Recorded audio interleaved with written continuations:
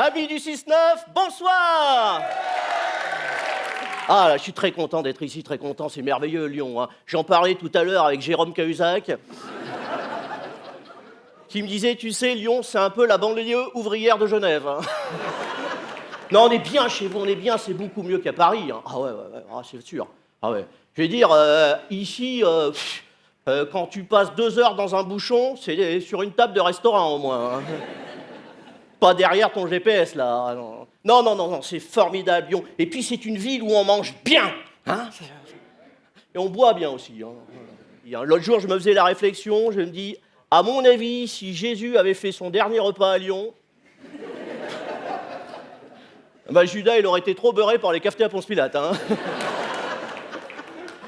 On se sent en sécurité, contrairement à nous, à Paris. En ce moment, on a tous peur à Paris. Ah ouais. Regardez, là, je viens d'avoir les chiffres de la délinquance, on est mal. Hein. Vous savez qu'il y a plus d'armes de guerre en banlieue parisienne que dans la totalité des bases militaires françaises. Ça fout les jetons, hein, ouais. Bon, en même temps, c'est rassurant. Hein. Si les Allemands reviennent, ils dépasseront jamais le périph'. Hein. Bon, je suis très content d'être ici pour présenter cette première et grande soirée sous le signe de l'humour et la politique. Humour politique, pléonasme. En plus, tenez-vous bien, hein. Tenez-vous mieux déjà, parce que bon, c'est important. Vous savez, ce soir, on est en direct sur Paris Première. En plus,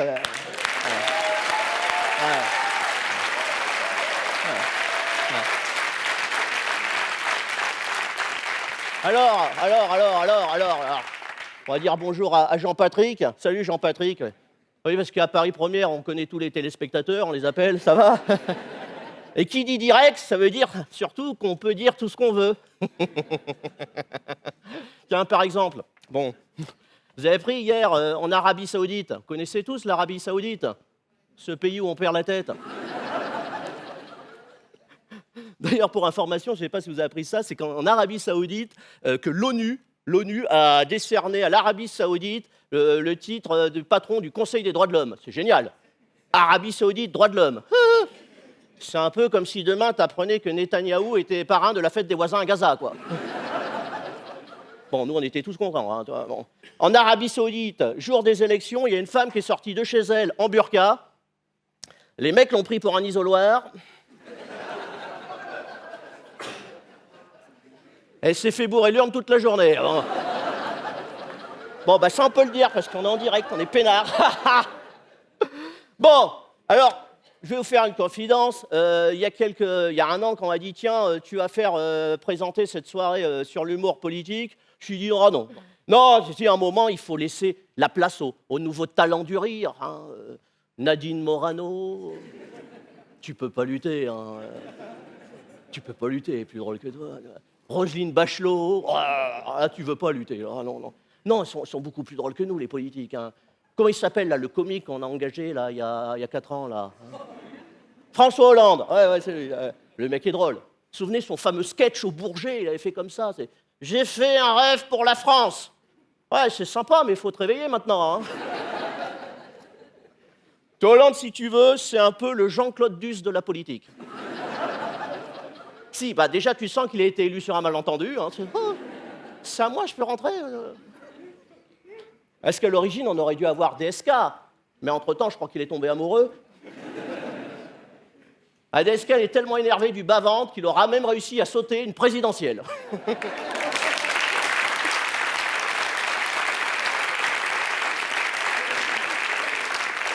Alors, Hayé, hein, notre président, a fêté ses 4 ans à l'Élysée. Hein, 4 ans, hein. Hayé, il fait ses nuits.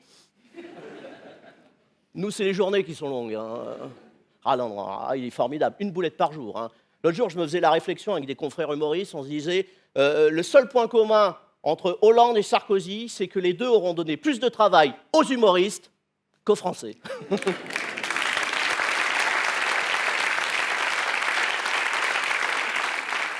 Non, il est pas bien, là. J'ai les chiffres de ces sondages. Oh la vache! Vous avez vu sa cote de popularité, Hollande, là? Le mec est à peu près aussi populaire qu'une tranche de salami dans un buffet cachère. Hein. Je vais vous faire une confidence. Moi, j'ai un ami qui travaille dans un institut de sondage.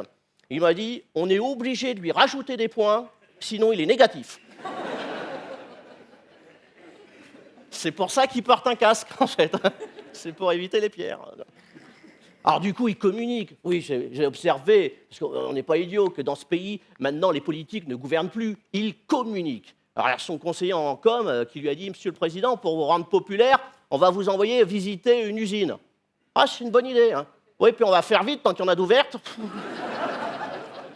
Ah bah oui, il est parti dans le Nord. Vous n'avez pas observé, à chaque fois qu'on veut faire chialer le bon français, on envoie toujours un homme politique dans le Nord avec une caméra. Hein, alors il faut le savoir, hein, dans le Nord, la dernière fois qu'on a vu un mineur en activité, c'était Gérard Depardieu dans Germinal. Hein. Ah, il ose tout, Hollande. Il est même allé à Florange. Vous vous souvenez, Florange. Hollande à Florange. C'est génial. C'est génial. C'est un peu comme si demain, tu apprenais que le service après-vente de chez Darty se repointait chez toi 2 ans après en disant « Alors, ça fonctionne toujours pas ?»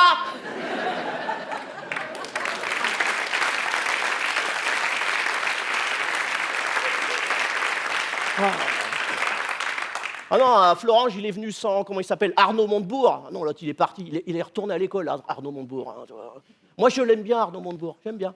Bon, il n'a pas la tête de ses idées, le gars. Hein. T'es d'accord? Arnaud Montebourg, on dirait Che Guevara qui aurait été élevé chez les Duquesnois. Bonsoir.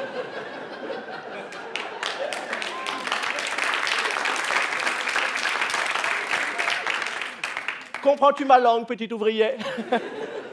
Chut, désinfectez-le. Ah là là là là. Non, quand ça veut pas, c'est Hollande. Moi, j'ai un ami socialiste qui m'a dit, tu vois, avec Hollande, on ne s'attendait pas à grand-chose. Eh ben, on est déçus quand même.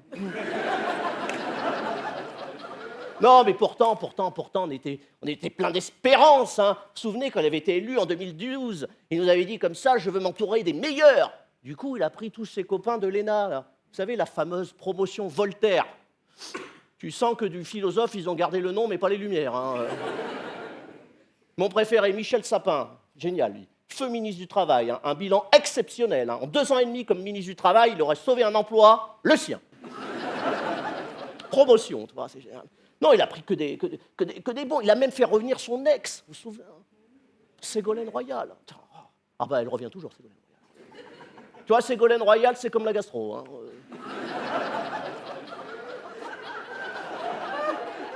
Chaque année, elle repart, chaque année, elle revient, et elle fait chier.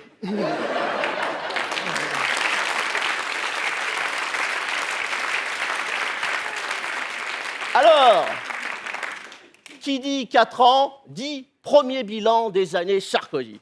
De Hollande, putain, décidément, ils se ressemblent trop, les gars. Déjà, le bilan météo, la flotte, hein, on va pas se mentir, hein, là j'ai les statistiques de la CGT sous les yeux, la seule réforme sociale réussie depuis 4 ans, c'est le renflouement des nappes phréatiques. Hein. Si t'es un Yucca ou un ficus, c'est le quinquennat de tes rêves. Hein. Ah bah dès qu'il met la tête dehors, il flotte. Hein. En Afrique, quand il y va, c'est une star. Hein. Au Mali, c'est un demi-dieu, Hollande. Ah. Non, mais on aurait dû se méfier de ce président, il a un souci avec les éléments. Hein. C'était le jour de son inauguration, là, quand il s'est fait élire, là. Hein. Avec la voiture, là, il s'est fait dracher toute la journée. Passé par le taux ouvrant, paf, hop, un grain, toi. Il voyait une note pluie, paf, il ressortait, toi. À un moment, je me suis dit, tiens, lui, il cherche l'arrêt de travail. Il a un problème avec les éléments. Hein. Il s'est pris la flotte, mais il s'est pris la foudre. Vous vous souvenez? La foudre. La foudre. Là, je me suis dit, Dieu est de droite.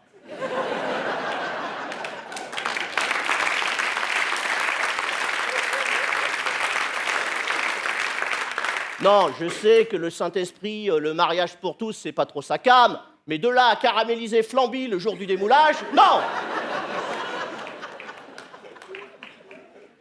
Tu laisses la chance au produit. Bon, météo, c'est fait. Gros niveau géopolitique ce soir. Hein. Passons plutôt maintenant au bilan conjugal. Hein, c'est Desperate Housewife, hein, le gars. L'autre jour, je me faisais interviewer par une journaliste qui me disait « Est-ce que vous avez lu le livre de Valérie Trierweiler ?» Je fais « Bah non, hein, j'ai déjà pas fini de lire tout Zola. J'ai pas m'encombrer le disque dur avec la bibliothèque rose du Parti Socialiste. Hein. » On dit quand même, ça fonctionne tellement, ils en vendent. Vous savez qu'il paraît qu'ils veulent en faire une adaptation de ciné. Ah, j'ai fait, c'est bien, et pour son rôle, ils vont faire jouer Julie Gaillet. Ils sont capables, ils sont capables. Moi, je m'étonne de plus rien, hein, je veux dire. Il n'y a qu'en France qu'on voit ça. C'est là que tu te dis que ce pays a vraiment des relents de monarchie. Hein. Tu verras jamais, hein, mais jamais aux États-Unis, Obama, déguisé en livreur de pizza, aller rue du Cirque, lever le chapiteau. Non. Chez nous, c'est normal. Hein. Et en plus, vous avez vu comment il a viré la Valoche. Pas sympa, pas sympa. Hein. Comme un vulgaire clébard. Oh là, ça se fait pas. Hein. C'est la gauche, merde. La gauche. Je veux dire, depuis quand, sous la gauche, un président expulse d'un logement social une mère célibataire en pleine trêve hivernale? Non, merde.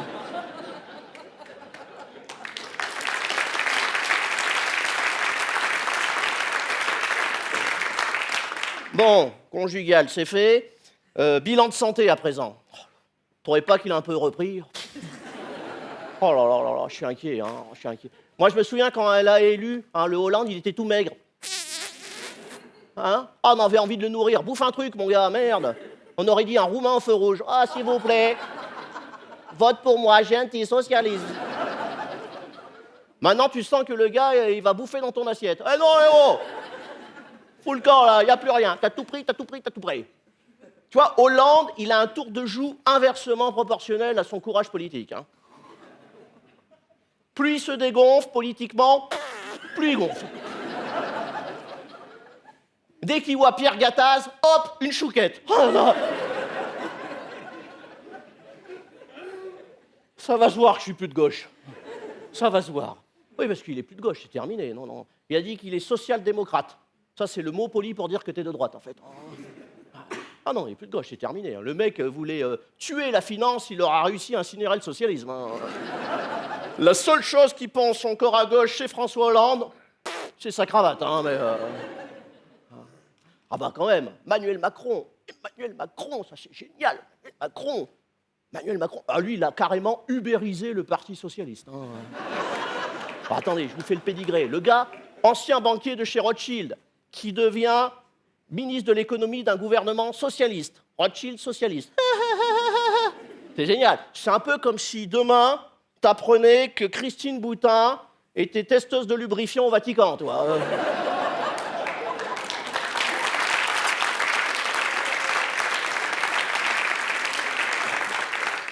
C'est bon, t'as l'image?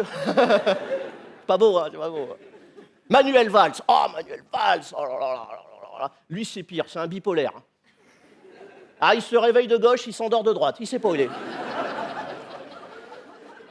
En plus, il est tendu en ce moment, il est en burn-out. Hein. Il voit des ennemis de la République partout, hein, des antisémites. Des antisémites. Pas, des Roms aussi. Des Roms. Mais c'est pas un Rome, c'est ta femme, elle joue au violon. Et malgré tout ça, ce qui est formidable avec ce François Hollande, c'est que malgré tout, à chaque fois qu'on voit la télévision, il est content. Hein? Il est content. Deux possibilités. Soit le gars est complètement inconscient, soit il a la tête du gars qui va t'en recoller une deuxième, quand même. Hein. Vous l'avez vu l'autre soir à la télé, il avait fait cette phrase géniale qu'il a depuis 4 ans. À chaque fois qu'il est à la télé, comme ça, il était chez les Paroles et des Aftes, là. Il a fait je veux garder le cap. Ben, j'étais devant ma télé en train de manger mes chips. Je lui ai fait François, je veux bien. Mais avant de garder le cap, faut penser à lever l'ancre, là. Je crois qu'on est ce qu'on appelle, avec notre président actuel, dans le syndrome de Peters. C'est ce qu'on appelle ça dans l'entreprise, syndrome de Peters, c'est quand tu as atteint ton niveau d'incompétence. Et bien, c'est ça, Hollande. Hollande, si vous voulez, c'est un peu le chef de rayon des produits surgelés qui t'explique que pour faire des économies, la nuit, il coupe les frigos.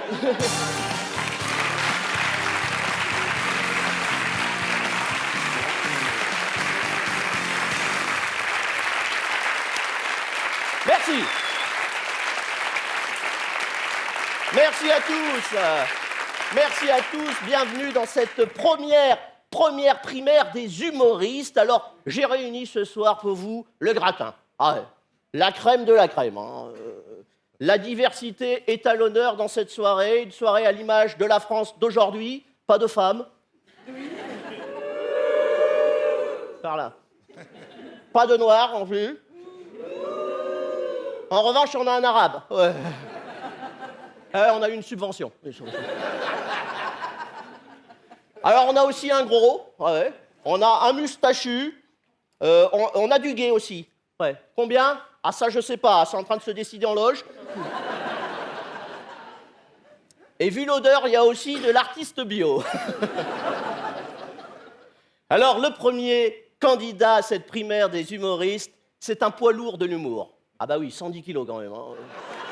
C'est un peu le pro de l'épreuve. Hein. Il comptabilise autant de contrôles fiscaux que de président de la Ve République.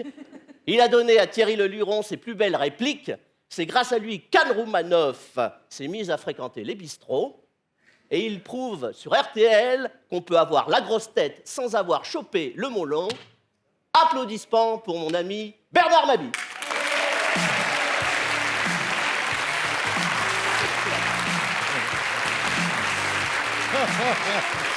Bonjour.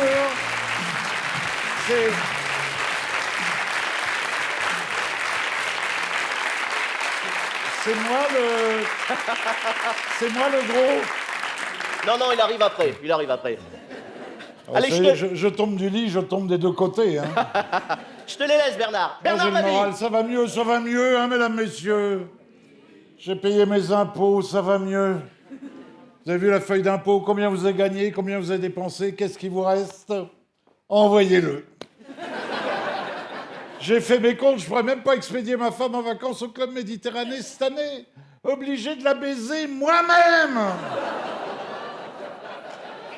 Je vois bien que vous la connaissez pas, ça vous ferait pas rigoler, croyez-moi. Monsieur Sapin, mais il est nul ce mec. Même à Noël, Monsieur Sapin n'a pas une illumination. On avait Sapin 1, maintenant que Macron est parti, c'est Sapin 2, dis donc. C'est plus un gouvernement, c'est la forêt des Vosges. Et pendant ce temps-là, on a Hollande, dont nous parlait Régis Hollande, le président de Choupa Choup. Tout ce qui touche, ça part en sucette, lui. Alors là, tout. Hollande qui a été nommé premier président du monde par les Américains, vous avez vu ça? Enfin, des mecs qui vont peut-être voter pour Trump, excusez-moi. Ils aiment les hommes de couleur, les Américains. Après avoir fait Obama qui est noir, ils vont peut-être élire Trump qui est orange. Ou alors Hillary Clinton, mais elle est en mauvaise santé. Hein. Elle n'a pas besoin de Monica pour être branlante. Ah, ben attendez, Hillary, elle sort toute la famille, le Bill, et puis alors la fille, Chelsea, qui est toujours fille unique, vous savez pourquoi? Monica a avalé tous les frères et sœurs. Je vous fais un peu de politique extérieure, alors. Hollande, premier président du monde. Alors il dit, I am happy, vous l'avez entendu? I am happy to be in the world the big chief. C'est Jean-Claude Van Damme qui lui donne des cours. Ça me rappelle Sarkozy quand il avait présenté Carla à la Queen. Vous vous souvenez? Oh, il était là, my Queen. I present you my wife. Alors Carla Bruni, qui maîtrise l'anglais, avait repris, elle avait dit « My husband, quand il peut. » Non, ça va mieux. On va peut-être avoir un duel, aux primaires entre Juppé et Sarkozy, dis donc. À bout de souffle contre le retour vers le futur. Il va bien, Juppé, il a du temps à perdre. Je l'ai vu l'autre fois au salon de la coiffure, Juppé. T'imagines Pistorius dans un magasin de chaussures? Juppé contre Sarkozy, c'est le retour des vieux cons. C'est Fort Boyard. C'est le père Fouras contre le nain Passe-Partout. Oh, ça va mieux. Ça va mieux. Et puis alors, on va peut-être avoir Macron comme président. Vous l'aimez bien, Macron? Oh, ce serait formidable, Macron et Brigitte Macron, dis donc. On aurait à l'Élysée une première grand-mère de France. Elle est cougar, la mémère, là, non? Il y a des cougars parmi vous? Ah, moi, mon rêve, ce serait de vivre avec une cougar. Pas vu mon âge. Faut que j'aille au Père-Lachaise et que je pioche. Macron, nous l'avait présenté comme le Mozart de l'économie, vous vous souvenez? Quand vous voyez que c'est lui qui a conseillé Hollande en économie, c'est pas Mozart, c'est Klederman, qui a fait les 8 bus, les bus de pauvres. Formidable, Paris-Lyon, 8 bus, 3 jours. Vous imaginez un bus de pauvres, un bus de 100 dents, chantant au chauffeur la bite à Dudule. Enfin, vous me direz, c'est Hollande qui appellerait les pauvres les sans dents, d'après ce que disait Treyer-Veller. Moi, j'y crois pas, moi. Il aime les pauvres, Hollande, non? Il en fabrique de nouveaux tous les jours. De toute façon, les pauvres n'ont pas besoin de dents, ils jouent pas au bridge. Hein. Enfin, tout ça va bien, ça va mieux, je suis heureux. J'ai vu que MST, Marisol Touraine. Marisol Touraine a réussi à boucher le trou de la Sécu. Elle a dû appeler Strauss-Kahn, parce que dès qu'il y a un trou à boucher... Ou les autres, hein, puisqu'il y a un paquet d'obsédés sexuels quand même. Hein. Vous avez vu Rochefort, le mec du Modem, qui se masturbait dans un Castorama?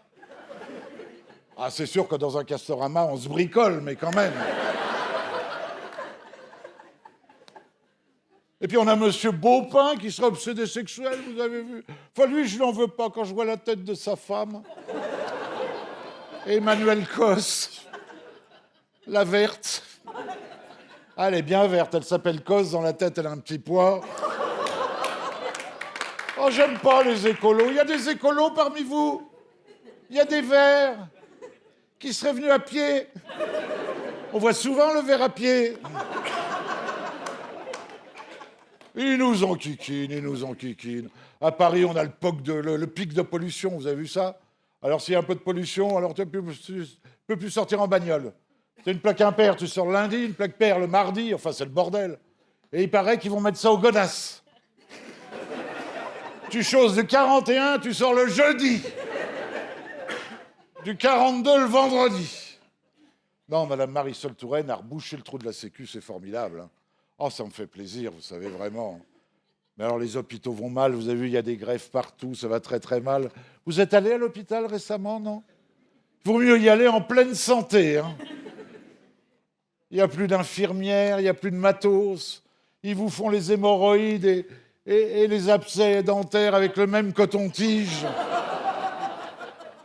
Ah non, c'est terrible, hein, c'est terrible. L'autre jour, j'étais à l'hôpital, j'avais à côté de moi quelqu'un qui venait se faire retirer les amygdales.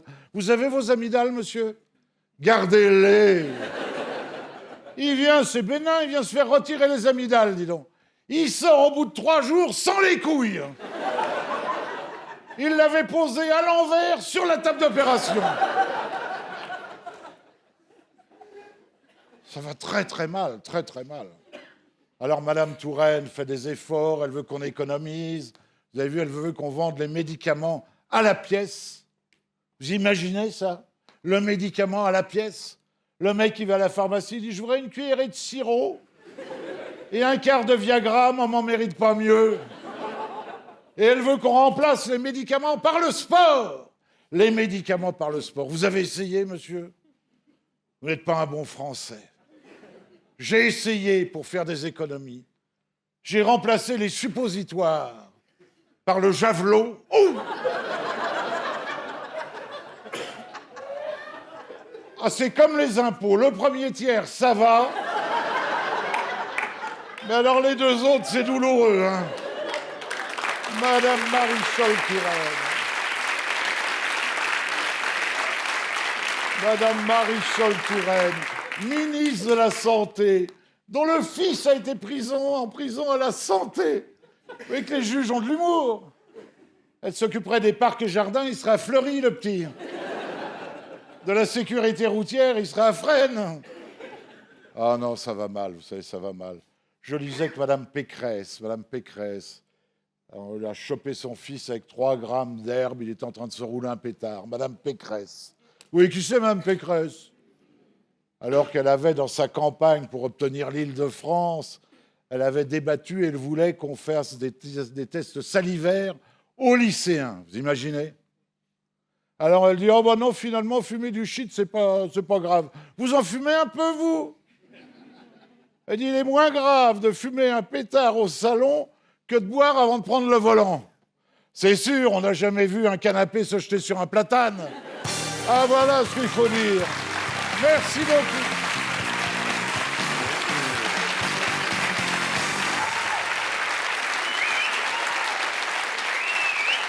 Bernard Mabille, Bernard. Régis Maillot. Bernard. Bravo. Merci Bernard. Merci. Bravo. Ah là là. Ah, il est bon, hein. Et encore là, il jouait en playback. Bon, vous savez que cette semaine, c'était mardi, la journée mondiale d'Alzheimer. C'est une maladie grave qui touche beaucoup de monde. Et il paraît qu'il y a une personne qui est malade sur deux qui n'est même pas au courant de sa maladie. Ouais. Ah, par exemple, la classe politique. Ils se souviennent de rien. De rien. Par exemple, tiens, Thomas Thévenoud, vous vous souvenez, Thomas Thévenoud? C'est ce monsieur qui n'avait pas payé ses impôts, son loyer, ses amendes, son EDF. Je pense qu'il ne sait même pas qu'on est passé à l'euro. Et le mec, le Toto, pour invoquer son excuse, il avait dit « j'ai phobie administrative ». Quoi? Phobie administrative? Could you repeat, là? Viens par là. Là, en termes d'excuses, on est sur du CM1, CM2 quand même. Madame, je ne peux pas aller à l'école, maîtresse, parce que j'ai mes règles. Mais tu as 8 ans, Kevin.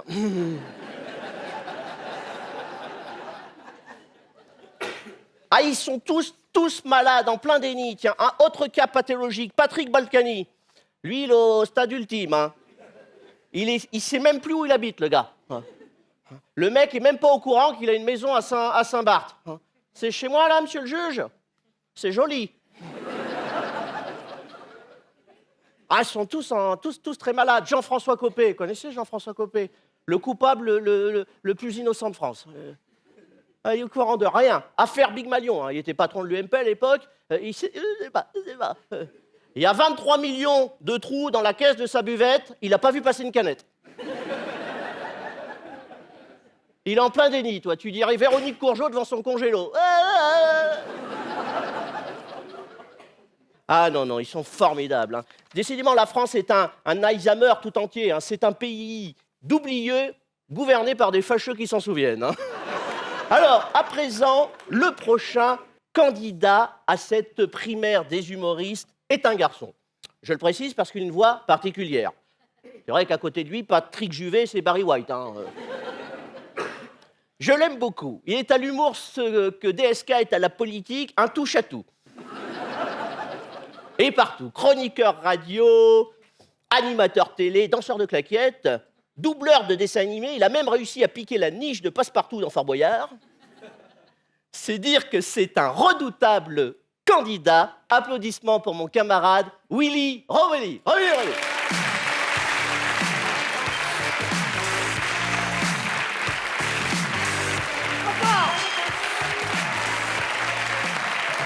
Bonsoir. Merci beaucoup. Bonsoir Lyon, vous allez bien? Ouais. Moi aussi, ça va mieux. Pas vous mentir, j'étais hyper stressé, là, j'ai eu le trac toute la journée, hyper tendu, très stressé, du coup je suis allé à Bron, là, me branler au Castorama, ça va beaucoup mieux. Ah bah je vais mieux, j'ai la patate. Tu sais qu'on est tous contents d'être là, tous les humoristes, on est tous heureux d'être là, tous heureux d'être à Lyon. Tu sais qu'en arrivant tout à l'heure, on est passé acheter le journal, voir un petit peu ce qui se passait dans le coin. Oh là là! Une balle perdue traverse son appartement. Oh, quelle horreur! Abattu par des tueurs en pleine rue. Oh, quelle horreur! Jean-Michel Jarre nous dévoile son lot intime. Oh, voilà! Putain, on a bien fait de venir, c'est calme chez vous, hein? Dis donc, je sais pas si on aime vivre à Lyon, en tout cas, on aime bien y mourir. Putain, il y a 4 pages de nécro, dis donc. Eh ben, dis donc, tiens, si t'avais plus de nouvelles de Gisèle Graillot, elle y est passée. Elle est là. Ah, tu savais pas? Elle est là. Ah, c'est pas qu'elle te faisait la gueule, c'est que, voilà. 85 ans, en même temps, ça va, nous a assez fait chier, la vieille, elle pas nous emmerder. Imagine s'il y avait des gars qui avaient un appartement en viager, elle nous a bien fait chier, ça va. Alors, la cérémonie religieuse aura lieu en l'église du Point du Jour, tu connais? C'est lundi, à 15h, voilà. Et elle sera suivie de la crémation au crématorium de Bron. Putain, il s'en passe des choses à Bron, hein. Voilà, mes amis. Eh ben moi, je suis content d'être là. Tu sais, dis donc, je l'ai entendu, là, Bernard Mabille. Il se foutait de la gueule de Hollande, non, c'est ça? Parce que l'autre, il a été élu homme d'État de l'année. Jaloux! Parce qu'il est plus gros que toi, salaud! Putain, moi, je suis content, homme d'État de l'année, t'imagines? C'est dire le niveau des autres. À mon avis, il devait être en compétition avec Bachar el-Assad et Kim Jong-un, hein, c'est pas possible.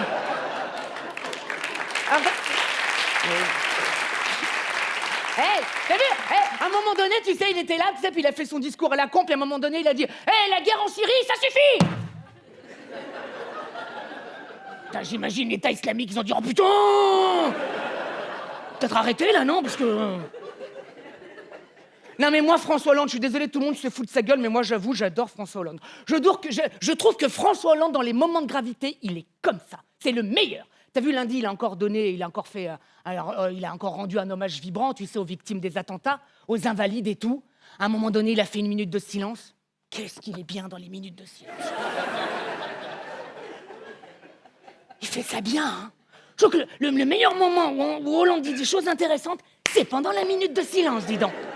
Il est bon, hein? Il est bon, hein? Mais moi, j'ai pas peur. Tu sais qu'avec Hollande, moi, je suis protégé. Moi, la peur des attentats, mais pas du tout. Hollande, l'autre jour, il l'a dit, tu sais, il a fait une interview dans Elle, et il a dit, je sais, c'est le désordre à l'intérieur, mais je vous protégerai. Ça y est, on est passé de Flamby à Activia. Bizarre. Bon. Hey, Hollande dans Elle, on attend Julie Gaillet dans lui. Excuse-moi, ma chérie. Non, moi, je me sens en sécurité, aucun problème. Tu les as vus, là, depuis 15 jours, tous ces petits cons de 15 ans, là, qu'on arrête à tour de bras, là, parce qu'ils veulent faire des attentats. Tu les as vus, tous ces petits cons? 15 ans, là! Ces petits puceaux, là, qui veulent se taper 72 vierges, là! T'as savoir la bite plus gros que le ventre? Ouais, je te foutrais des meufs! Petit con, va! Y a des gens de 15 ans, ici? Non, vu la gueule, non, mais... Toi, t'as eu 15 ans. Il y a longtemps. T'as eu 15 ans, quand même. 72 vierges, t'imagines? Non, moi, je me sens protégée avec Hollande. Aucun problème. Tu sais, les gens se foutent de la gueule de François Hollande, mais en attendant, c'est le seul depuis des années qui a trouvé une idée géniale pour nous faire économiser 50 milliards d'euros. Qu'est-ce qu'il a fait dernièrement, François Hollande, pour te faire économiser 50 milliards d'euros? Il a supprimé des régions. Bim, bonne idée. Parce que supprimant des régions, tu supprimes aussi tous les problèmes qui vont avec.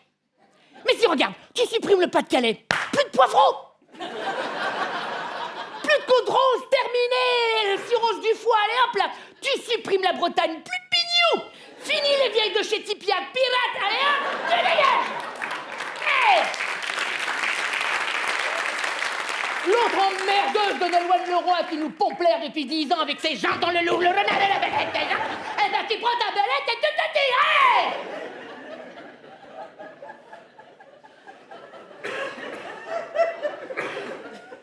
François, il a dit, je vais réunir la Picardie et la Champagne-Ardenne. Oh, quelle bonne idée! Une grande région de serial killers. Michel Fourniret, Francis Saul, Émile Louis réunis sous le même toit!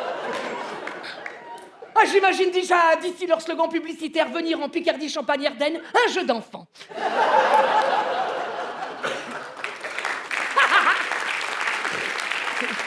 Allez, mon François!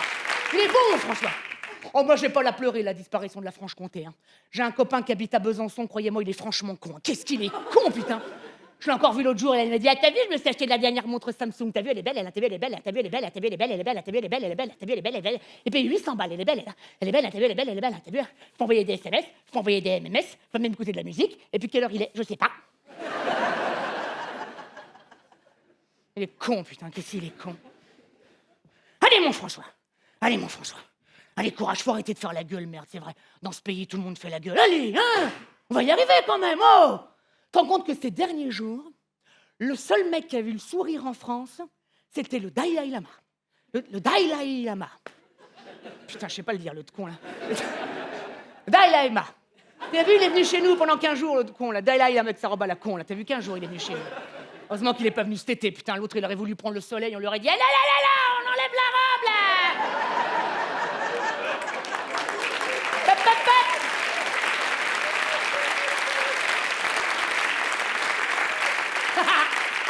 Après le burkini, le boudini.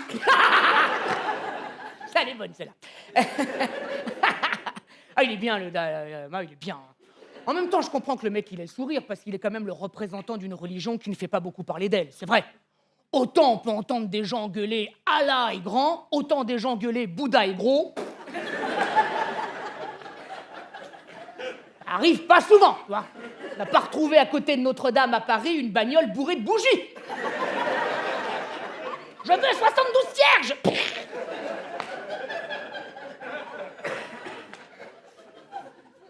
Moi, tu sais quoi, je vais te dire un truc. Faudrait qu'on arrête de faire chier les musulmans, quand même. Croyez pas que tous les jours, là, quand même, là, ça...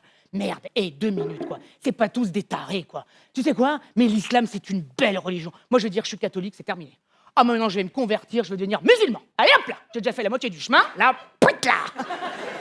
Puis, vu le peu qu'ils m'ont laissé, je peux te dire que... C'est un moment que je suis musulman, hein.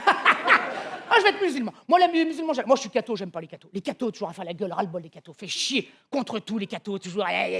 On est contre le mariage pour tous, on est contre l'avortement, on est contre le divorce, on est contre les enfants, tout contre les enfants.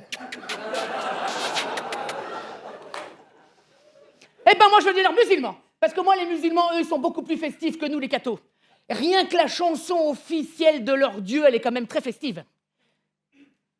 La chanson officielle de leur Dieu. Bah si, la chanson de leur... Bah. Allah que le...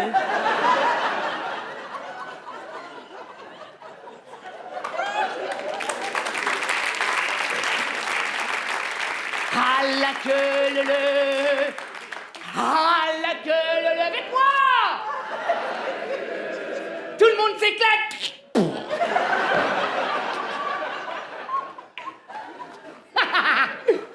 Ah, je plaisante, hein, je rigole. Oh, on déconne, c'est pas là. Oh, ça va, on rigole. Non, mais qu'on leur lâche la grappe aux musulmans. T'as vu encore Éric Zemmour qui nous a fait chier la semaine dernière, tu l'as vu, ça? Il faut que les musulmans donnent à leurs enfants un prénom français, bien catholique. Qu'est-ce que ça peut te foutre, Gargamel, putain? Quand il a gueulé après Rachida Dati, ouais, elle a appelé sa fille Zora, c'est une honte. Mais ta gueule, qu'est-ce que ça peut te foutre? Déjà que c'est compliqué de choisir un prénom. T'imagines la pauvre Rachida Dati, là? Elle a dû faire une réunion pour choisir le prénom de la petite, entre elle et les 12 papas. Ils en ont discuté entre 48 yeux, c'était le gros bordel. Ils ont élu à main levée Zora, c'est bon, on s'en fout, quoi. Qu'est-ce que ça peut te foutre? C'est compliqué de choisir un prénom. T'as vu dernièrement la justice française, je te jure que c'est vrai, hein. Elle interdit à un couple français, je te jure que c'est vrai, hein, d'appeler leur fille Nutella. C'est dommage, hein, si plus tard elle a vu un gros cul, au moins on aurait su d'où ça venait. On s'appelle comme on veut, putain. T'as vu Cécile Duflot, elle appelait sa fille Térébenthine. Tu le savais, ça? Térébenthine. Elle l'a dit, bah c'est très bien, Térébenthine. Cécile Duflot l'a dit, oui, c'est Térébenthine. Oui, la térébenthine, c'est la sève des arbres. J'aime les arbres. Térébenthine. Oui, ben moi, j'aime bien la piscine. Nikos, viens ici. Viens là, viens voir papa. Et appelle ta sœur Kézak. Oui, oh, j'adore l'eau minérale aussi. J'ai toujours rêvé d'avoir une fille qui s'appelle Rio Kézak. Non, allez, oh, vous voulez pas qu'on vive un peu tous, là? On s'en fout, là, juifs, musulmans, cathos. Oh, on s'en fout de tout ça, non? Mais tu te rends compte? Le Dalai Lama... Oh, ils couperont au montage, on s'en fout. De toute façon, c'est Paris Premier, on n'est pas sur TF1, on s'en fout. Tu te rends compte que le Dalai Lama, il est venu en France pendant une semaine et il a été reçu par aucun homme politique. T'as vu ça? Personne l'a reçu. Personne. Pour ne pas froisser la Chine, qu'ils ont dit. Alors, ils peuvent recevoir un prince saoudien pour lui mettre la Légion d'honneur en s'en foutant complètement que le gars, il froisse les droits de l'homme, mais recevoir un mec cool, non. Kadhafi, oui.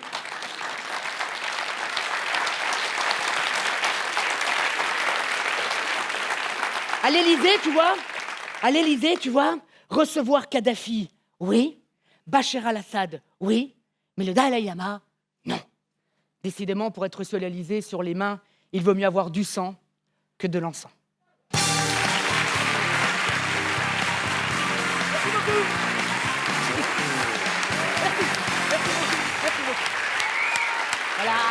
va arrêter. Ah là là. Willy Rovelli.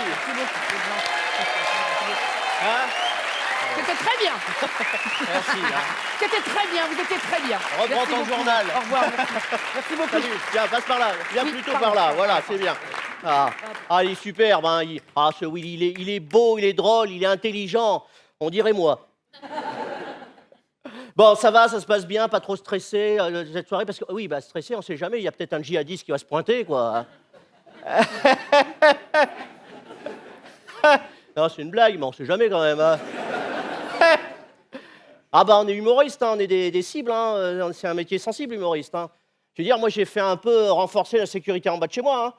J'ai remplacé le panneau chien dangereux par cochon alcoolique. Pareil que ça éloigne les salafistes. Hein.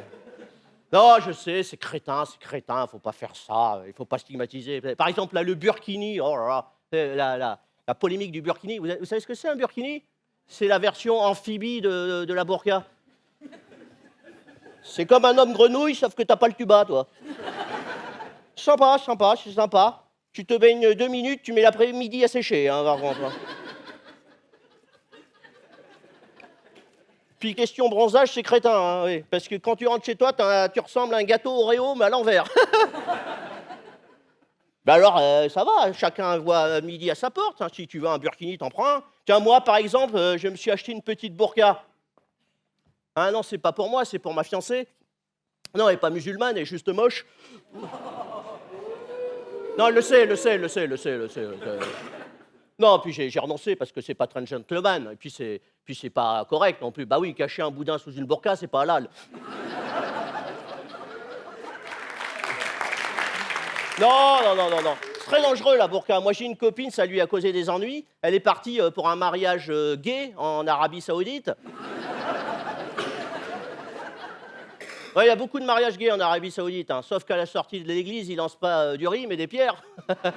Chacun ses coutumes. Pour se faire belle, elle allait s'acheter une petite burqa de chez H&M. Hamas et Moudjahidine. C'est le nom du magasin, j'y peux rien. Hein. Bon, c'était une burqa made in China. Elle a fait une connerie, elle l'a lavée. Ça, c'est le problème avec le vêtement chinois, c'est l'allergie à la flotte. Hein. Elle l'a passé à la machine, elle l'a enfilé encore humide, ça a séché au soleil, la maille s'est rétractée, elle s'est retrouvée en pleine mosquée, le barbu à l'air avec une kippa sur la tête. Oh. Jésus-Marie-Joseph. Alors, pour évoquer tous ces sujets dont on parle énormément, le terrorisme, etc., dans les primaires des humoristes, nous avons la chance, j'ai bien la chance d'avoir ce soir un candidat, comment ils disent, issu de la diversité. C'est ce qu'ils disent les politiques, issu de la diversité. Ouais. Alors, c'est une exception culturelle, puisqu'habituellement, les gens issus de la diversité ont du mal à se faire embaucher, et bien lui, c'est le contraire. Il se fait recruter partout. Mais sa spécialité, c'est de se faire virer de partout.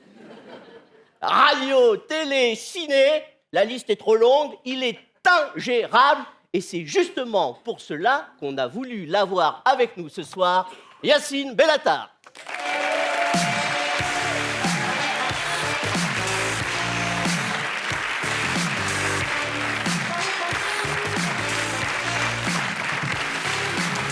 Bonsoir. Ça va, Lyon? Très bien, bonsoir. Donc, je suis musulman. Les sorties de secours sont là-haut, voilà. Là, j'ai vu qu'à Lyon, vous aviez un quota de musulmans. Je me suis baladé en centre-ville cet après-midi. Voilà, c'est pas mal ce que vous faites ici. Les meilleurs, c'est ceux qui jouent au foot, c'est ça? Que je comprenne.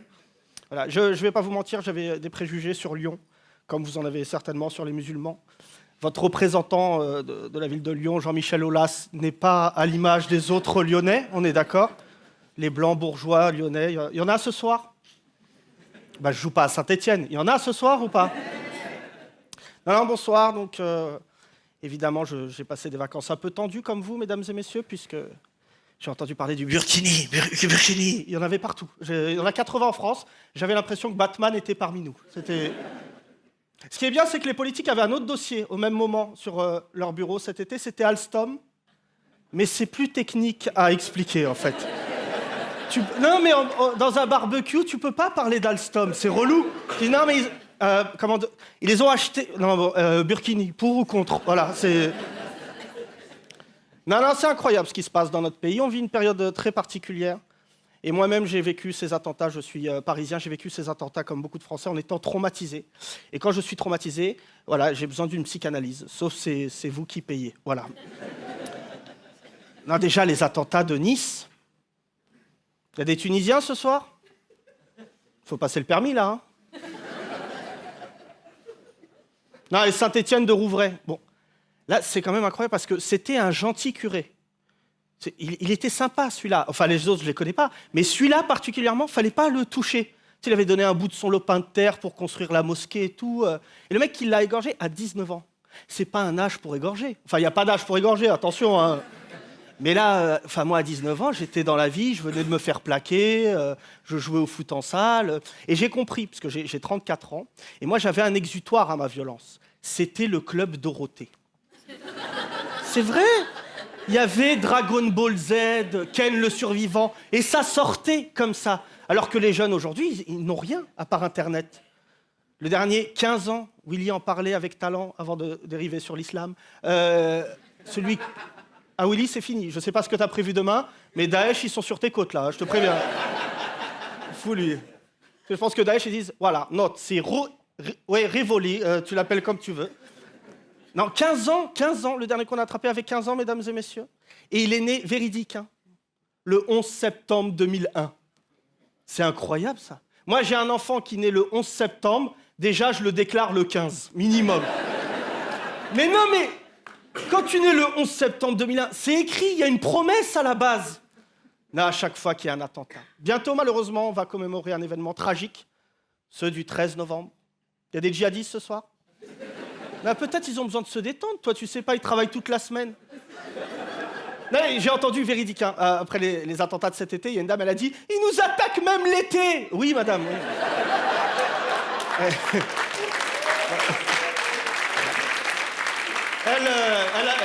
Elle a cru qu'il y avait Abou Besancenot. Voilà, là, j'ai déposé des vacances, 15 jours. Hein. Non, le 13 novembre... Moi, je l'ai appris sur scène, je jouais, et j'ai appris sur scène les attentats, c'est mon public qui me l'a dit, et c'est là que j'ai vu que mon public était bien élevé. Les Blancs. Parce qu'ils ont reçu l'alerte, et ils n'ont rien dit. Ils ont dit, laissons l'artiste aller au bout, on lui dira à la fin. J'avais des Arabes dans la salle, ils ont reçu l'alerte, il y a 10 attentats! Ils sont montés. Aucun civisme, ce peuple. Non, les attentats à chaque fois. Et moi, je plonge dans la psychologie des djihadistes, je suis l'humoriste qui parle des djihadistes. Je ne sais pas si un jour ils me feront du mal, mais en tout cas, je parle d'eux. Parce que je veux vraiment comprendre leur psychologie. On grandit dans les mêmes quartiers, dans le même pays. Pourquoi moi, je suis devant vous et pourquoi eux, ils attaquent? Il y a un moment, il y a une autoroute, il y a une bretelle, je ne sais pas. Et là, le dernier, c'était Abaoud, le Belge, là. Bon, les Belges, si vous regardez l'émission, si vous n'aimez pas nos blagues, on n'est pas obligé d'en arriver là. Enfin, je veux dire, dites-nous, vous n'êtes pas marrant, allez pas tuer 250 personnes. Abaoud, le cerveau des djihadistes. Déjà, dire cerveau et djihadiste, dans la même phrase, c'est compliqué. Et lui, je vous jure, le soir des attentats, c'est vrai, il a fraudé le métro. Vous imaginez si on l'avait attrapé à cause de ça? Oui, Michel. Oui, je suis avec un dénommé Abaoud. Tu peux vérifier son identité, s'il te plaît? Oui, moi aussi, je suis pressé, monsieur. Hein? Il a tué 130 personnes? Très bien. Je lui mets l'amende quand même ou pas? Qu'est-ce que je fais, là? Non, mais à chaque fois qu'il y a un attentat, et ma fierté là-dedans, c'est qu'on l'a arrêté grâce aux services secrets marocains. Et j'aurais rêvé d'assister au coup de fil des services secrets marocains à Bernard Cazeneuve. Oui, allô Bernard? Oui, bonjour, c'est le commissaire Aziz. Oui, le boucher d'Agadir, c'est mon surnom. Oui, il est à Saint-Denis. Comment je le sais? Je sais, voilà. Non, on est avec son cousin, là. Oui, il nous a beaucoup parlé. Quand on lui a coupé le bras, il s'est mis à parler tout seul, voilà. Non, écoute-moi, Louis de Finesse. Ici, on n'a pas les droits de l'homme, mais tous les hommes, ils filent le droit.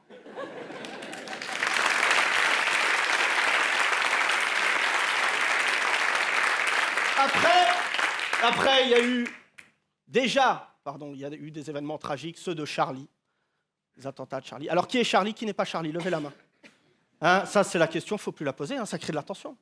Moi, personnellement, je ne suis pas Charlie. Oh non, oh, il était si gentil pour un arabe.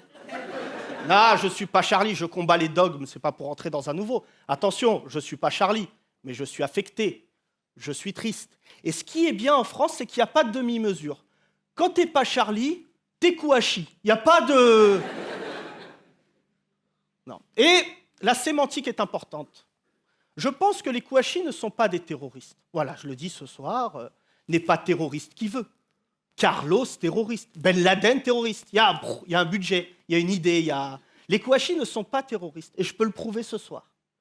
Déjà, ils devaient attaquer le 10 de la rue, ils sont arrivés au 12. Pas du tout terroristes.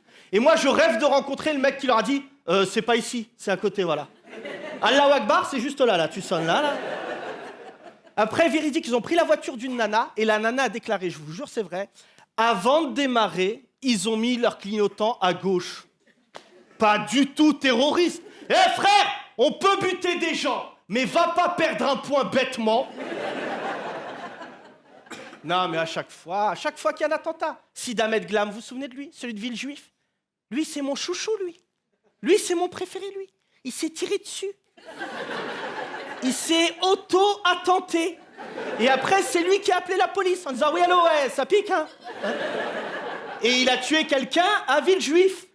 Parce qu'il croyait vraiment qu'il y avait des juifs à Villejuif, ce mongol. Et celui du Thalys, lui, c'est quand même la preuve que Dieu existe. Il était dans le seul wagon où il y avait 3 GI américains, c'est quand même pas de chance. Non, mais à chaque fois, et du coup, ça crée de la tension.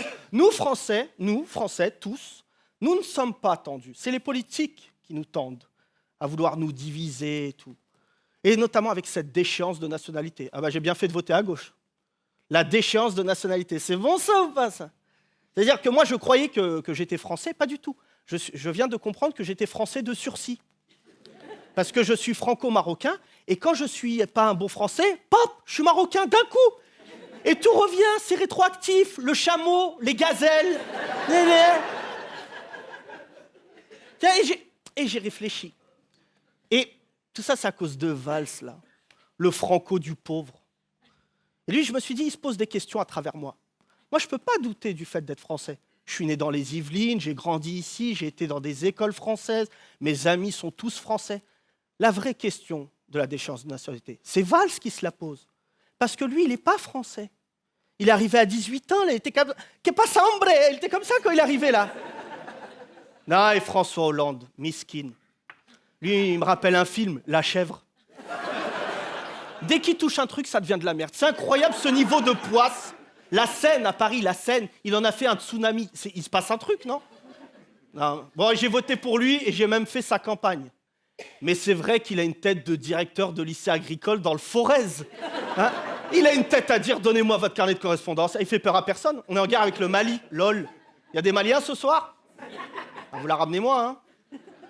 Bon, les Maliens, quelques règles en guerre. Quand vous voulez vous battre contre nous, il faut investir. Le marabout n'est pas une arme. Et là, depuis peu, on est en guerre avec la Centrafrique. Rien que le nom du pays, déjà, ils ne se sont pas foulés. Hein. Vous savez que ce pays, il a failli s'appeler « Vous êtes ici ?» Merci.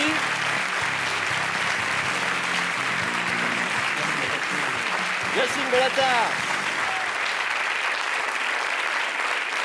Ouais. Bon, qu'est-ce que je... Non, n'insistez pas ce soir, on dira pas du mal de la droite. Hein? Non, on n'a pas le temps. Il faudrait faire une spéciale, une nocturne, j'en sais rien. Et puis entre nous, ils le font très bien eux-mêmes. Et puis il y a une tradition dans nos métiers, on tire pas sur les ambulances. Hein. Bon, enfin une petite cartouche ou deux. Hein. Vous savez que, puisqu'on est dans sa région, c'est Laurent Wauquiez qui a pris la tête des Républicains. Hein? Ouais, la tête. Hein. Pour le cerveau, le recrutement est toujours en cours, mais... Ça va mal à droite en ce moment. En termes d'ambiance, là, c'est un peu la bande de Gazin un jour de la fête des voisins, on va pas se mentir. Hein. Sarkozy, non. Sarkozy, là, il a repris les manches, mais on n'y croit pas. Moi, je crois que Sarkozy, c'est terminé. La mode est terminée. C'est comme les jeans taille basse, plus personne n'en met. La seule chance qu'il ait de remonter au Zénith, c'est comme chauffeur de salle de Carla Bruni, on va pas se mentir. Alors, puisqu'il est question de Sarkozy, enfin presque, c'est son sosie officiel qu'on accueille ce soir. Méfiez-vous, il nous vient de l'étranger, il est corse. Ah, tu la comprendras chez toi, il n'y a pas d'urgence. Hein. C'est le seul Corse qui accepte de travailler après 20 heures. Il totalise à son répertoire plus de voix que François Hollande peut espérer aux prochaines élections.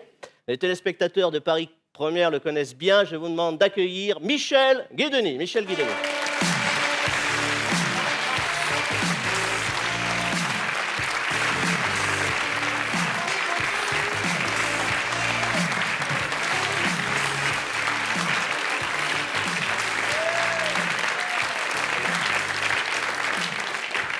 Bonsoir à toutes et à tous, merci pour cet accueil. Vous le savez, dans quelques mois, nous allons vivre une élection présidentielle. Je vous propose donc de revenir un court instant sur le 6 mai 2012, ce qui s'est réellement passé, les images du vrai changement telles que vous ne les avez jamais vues. Regardez.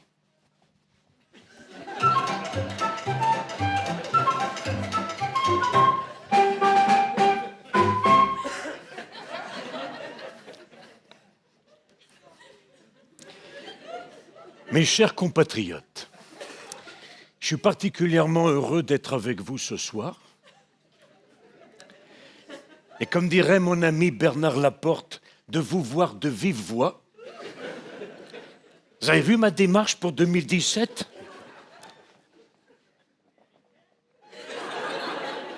Toujours la marche de l'empereur. Le même parcours que lui.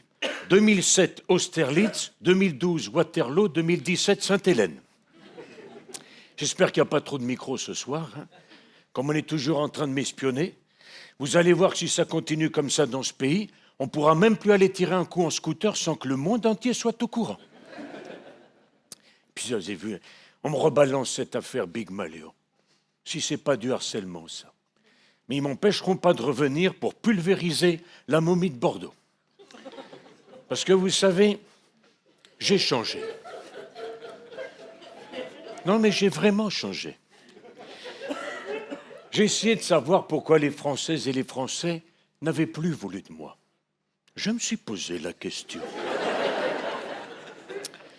Et j'ai compris ce qu'ils n'aimaient plus en moi. N'aimaient plus ma Rolex. N'aimaient plus mon costume, toujours impeccable. N'aimaient plus ma cravate bien droite et toujours bien centrée. N'aimaient plus mon charisme et mon élégance. Voilà pourquoi, après le président Bling Bling, ils ont choisi un président Plouk Plouk. Ils ont voulu le changement, eh bien le changement, c'est maintenant.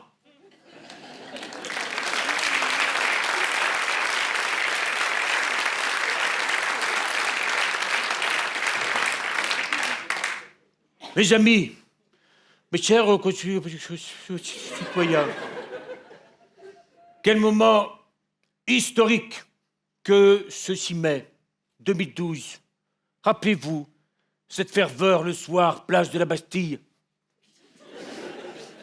Tous ces drapeaux que l'on agitait devant moi m'a même semblé apercevoir quelques drapeaux français.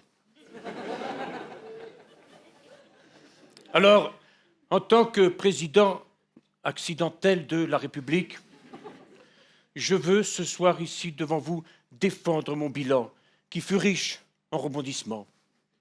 Souvenez-vous, moi, président, je me suis fait gauler par Closer. Mais je suis resté inébranlable. Enfin, pas pour tout le monde.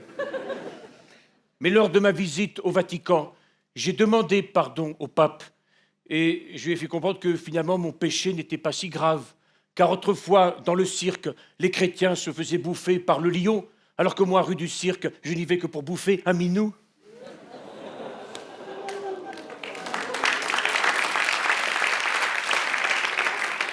Moi, président, j'ai tout fait pour m'opposer à la théorie du genre qui voulait que l'on enseigne la masturbation à la maternelle, alors que chacun sait que c'est bien plus tard, à l'ENA, que l'on forme les branleurs.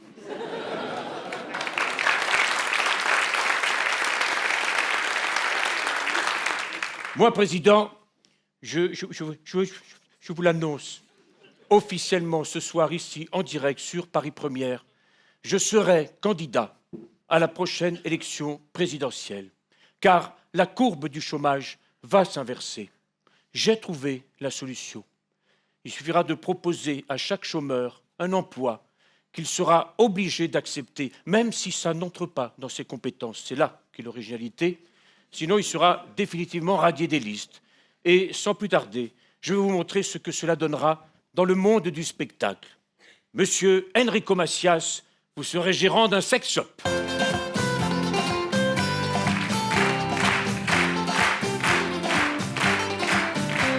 Ay, qui sont jolis mes codes et mes zizi. Il y en a toutes les couleurs, des grands et des petits.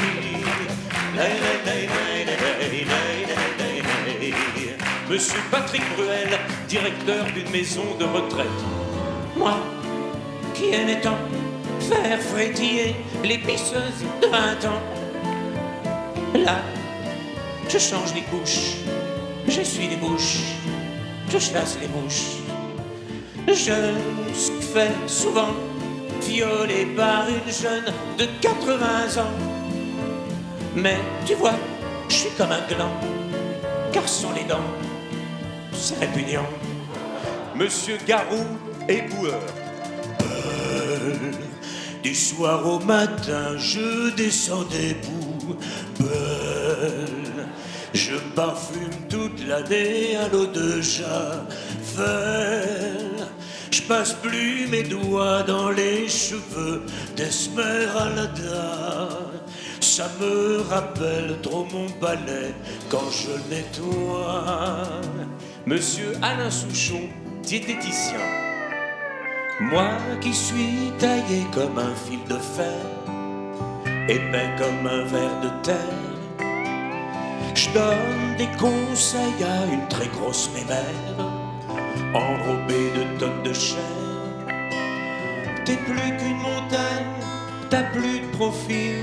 Si tu veux revoir ton nombril, à l'eau seulement, à l'eau. Tous tes légumes, il faut les cuire à l'eau. À l'eau seulement, à l'eau. C'est le credo des gros. Monsieur Jacques Dutronc, employé de mairie. 4 cigarettes, 3 pauses café, c'est déjà la fin de la journée. Les gens font la queue au guichet, moi j'ai plus envie de bosser. Il est 15 heures, fini. Je me lève, tant pis. Tu crèves. Monsieur Yannick Noah, céréalier. Le cul sur mon tracteur, je suis parti planquer mon blé ailleurs, loin de Paris et la paille des copains. Je la roule pour faire des joints, j'en fume le persécuteur. J'en fume le persécuteur. Monsieur Rolio Iglesias, ma sœur. Pour palper partout, je suis numéro 1. Plus agile qu'un matou, surtout dans le bas des reins. Même sur moi, je pratique, je suis un petit malin. J'ai une masseur qui s'astique et ça me va bien. Je me masse dans le cou et aussi sur les seins. Quand j'arrive au bambou, je ne vais pas plus loin. Y a les filles de partout qui veulent goûter mes mains. Et là je deviens fou et ça va, ça vient. Monsieur Johnny Hallyday, déménageur. J'en ai assez de porter sur mon dos des frigidaires et des caisses de Bordeaux. Mon corps est tellement pourri qu'il s'affole. Je tiens à peine sur mes vieilles 10 bols. L'autre jour en trimballant un piano, j'ai retrouvé ma hanche sur le carreau. Mes roubignoles sont passées sur mes épaules.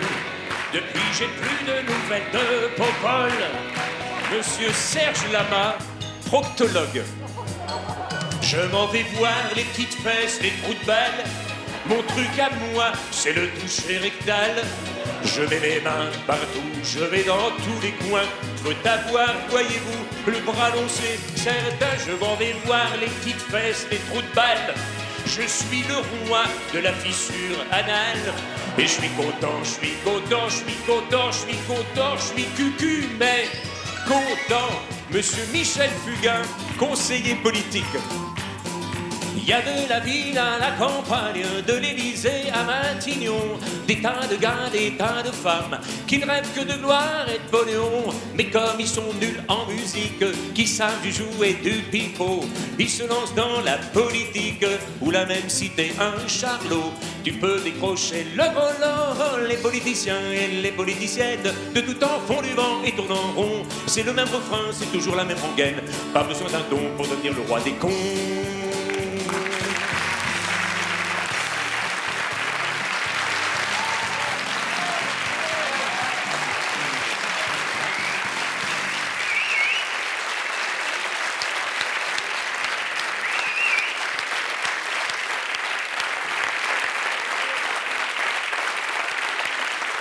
Michel Guidoni, on l'applaudit bien fort. Ah là là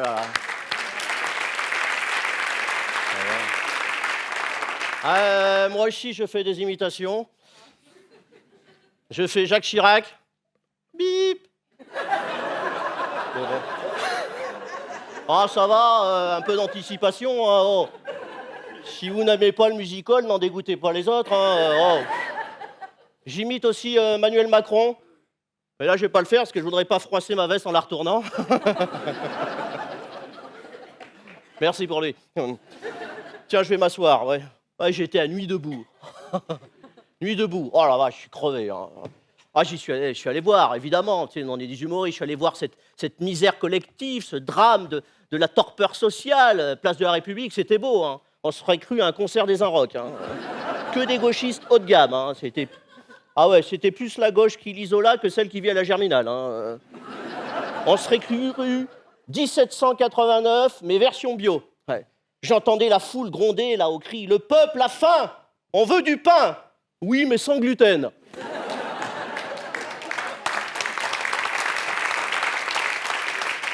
Alors, le prochain candidat à cette primaire part avec un gros handicap. Il est belge. Il vient de Molenbeek.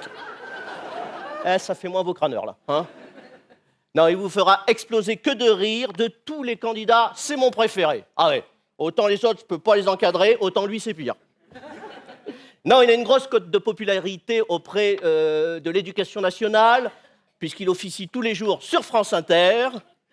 Quand élégance rime avec irrévérence, mon camarade Alex Vizorek. Alex Vizorek.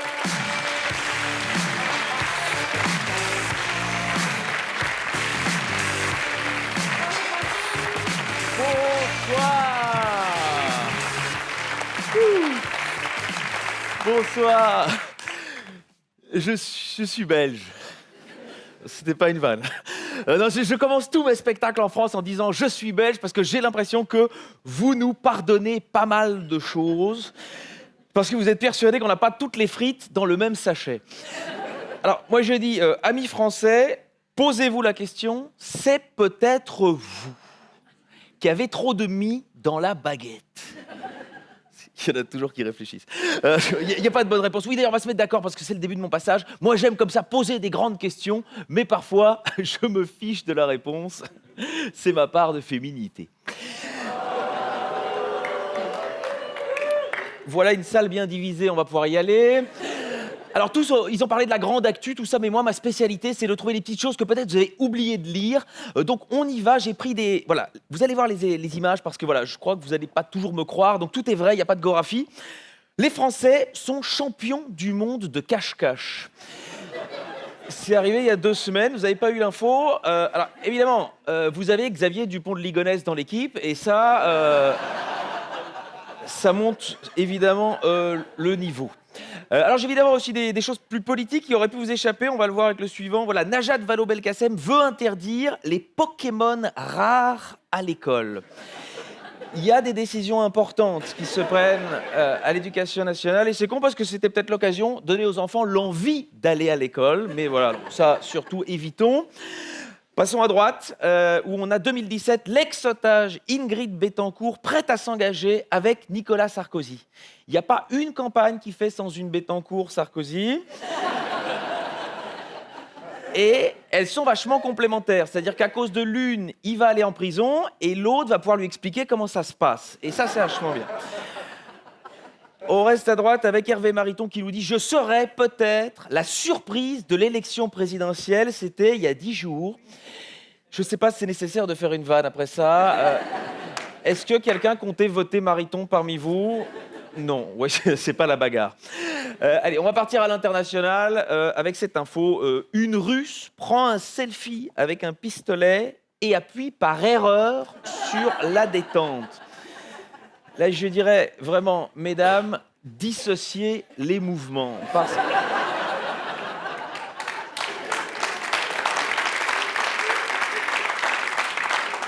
C'est pour sauver des vies que je dis ça.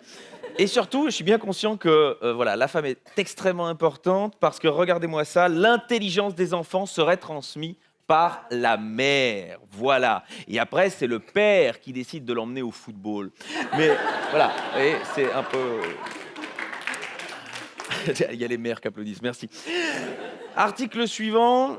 Il demande si son gilet pare-balles marche toujours, son cousin lui tire dessus et le tue. Alors, je vous donne l'info, le gilet pare-balles ne fonctionnait plus, hein, donc ça vraiment, c'est une certitude. C'est arrivé aux États-Unis il y a 2 semaines. Ils ont un petit problème avec les armes, hein, on va voir sur le suivant d'ailleurs notamment. Un homme tire sur un tatou, la balle ricoche et blesse sa belle-mère. Alors, non, je vois des acquéreurs de tatous dans la salle. Ah, tu se dis... Ouais, ma question, c'est quand même, pourquoi un Américain comme ça se dit, tiens, je vais tirer sur un tatou Est-ce qu'il n'y avait pas un seul noir dans le coin Allez, on continue avec l'article suivant. Ça, c'est en France. Il tue sa femme pour faire des économies. Et ça, Jérôme Cahuzac aurait peut-être dû y penser. Allez, on continue avec, voilà, ça j'aime bien les ivres-virgules. C'est arrivé à La Réunion, ivre, sans permis à 141 km/h, il ne voulait pas être en retard à son procès pour le même délit. Et je suis désolé, mais un Réunionnais qui souhaite ne pas arriver en retard, je pense que voilà, ça mérite un encouragement.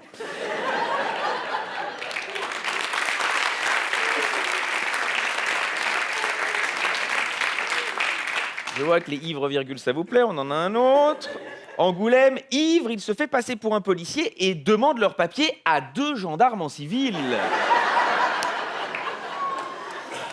Et le plus amusant là-dedans, c'est que le mec ivre, c'est le faux policier.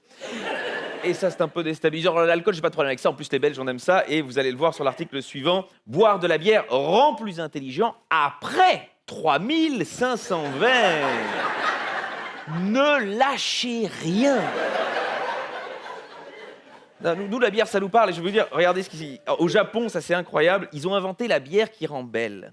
Et ça nous a déstabilisé, les Belges. Parce que si vous voulez, en fait, l'idée, c'est que la femme boit de la bière et ça la rend jolie.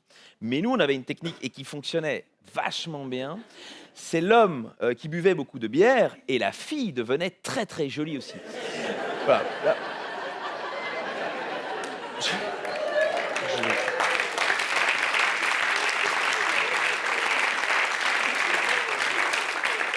Je sens que vous avez la même technique. Alors, ce qui se passe en Belgique, ça vous intrigue toujours un petit peu, donc j'ai apporté une petite série d'articles belges. On va commencer par le premier. Ces policiers gonflables qui vous font ralentir. C'est une idée de chez nous. Et à mon avis, lui, c'est celui qui était à la douane, hein, le soir où Abdeslam est passé 3 fois. Donc maintenant, vous le savez, si vous allez en Belgique, vous faites la fête, vous allez vous marrer, c'est sûr. En rentrant, faites juste attention à une chose, on ne souffle pas dans le policier. C'est la boule. Allez, on reste chez nous avec collision entre 5 tanks de l'armée belge. Ils voulaient éviter un tracteur. Alors, ça vous explique un peu pourquoi en 40, les Allemands sont quand même arrivés assez vite chez vous. Voilà. Bon. Nous, on était prêts, on les attendait, je peux vous dire. Et là, une mouche.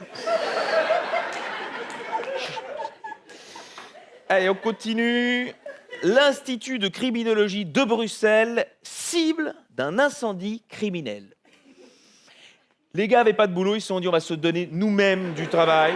Et je pense que ça, c'est vraiment... il faut donner un point à ça. On va continuer avec, voilà, Belgique. Il refuse de sortir de prison car c'est le jour des frites. Non. Tout est vrai, hein, c'est important de le dire. Non, si c'est de la moquerie, c'est non, hein. Bon, on a réglé là le problème de surpopulation carcérale. Là maintenant, on sert de l'andouillette, c'est bon. Il y a des tentatives d'évasion, tout va bien. Allez, on continue. Ice Bucket Challenge avec un Canadair, un Belge dans le coma. Alors, oui, non mais qu'est-ce qui s'est passé? L'Ice Bucket Challenge, alors peut-être certains s'en souviennent, sur Internet, il fallait se renverser un seau d'eau sur la tête, se filmer, mais même un petit seau d'eau, c'était bon. Et c'est là qu'intervient ce que j'ai envie d'appeler le panache à la belge. T'as envie de faire mieux, hein? Peut éventuellement se solder par un échec. Et j'en tiens pour preuve l'article suivant. Il veut se suicider au gaz, se ravise, puis allume une cigarette. Et...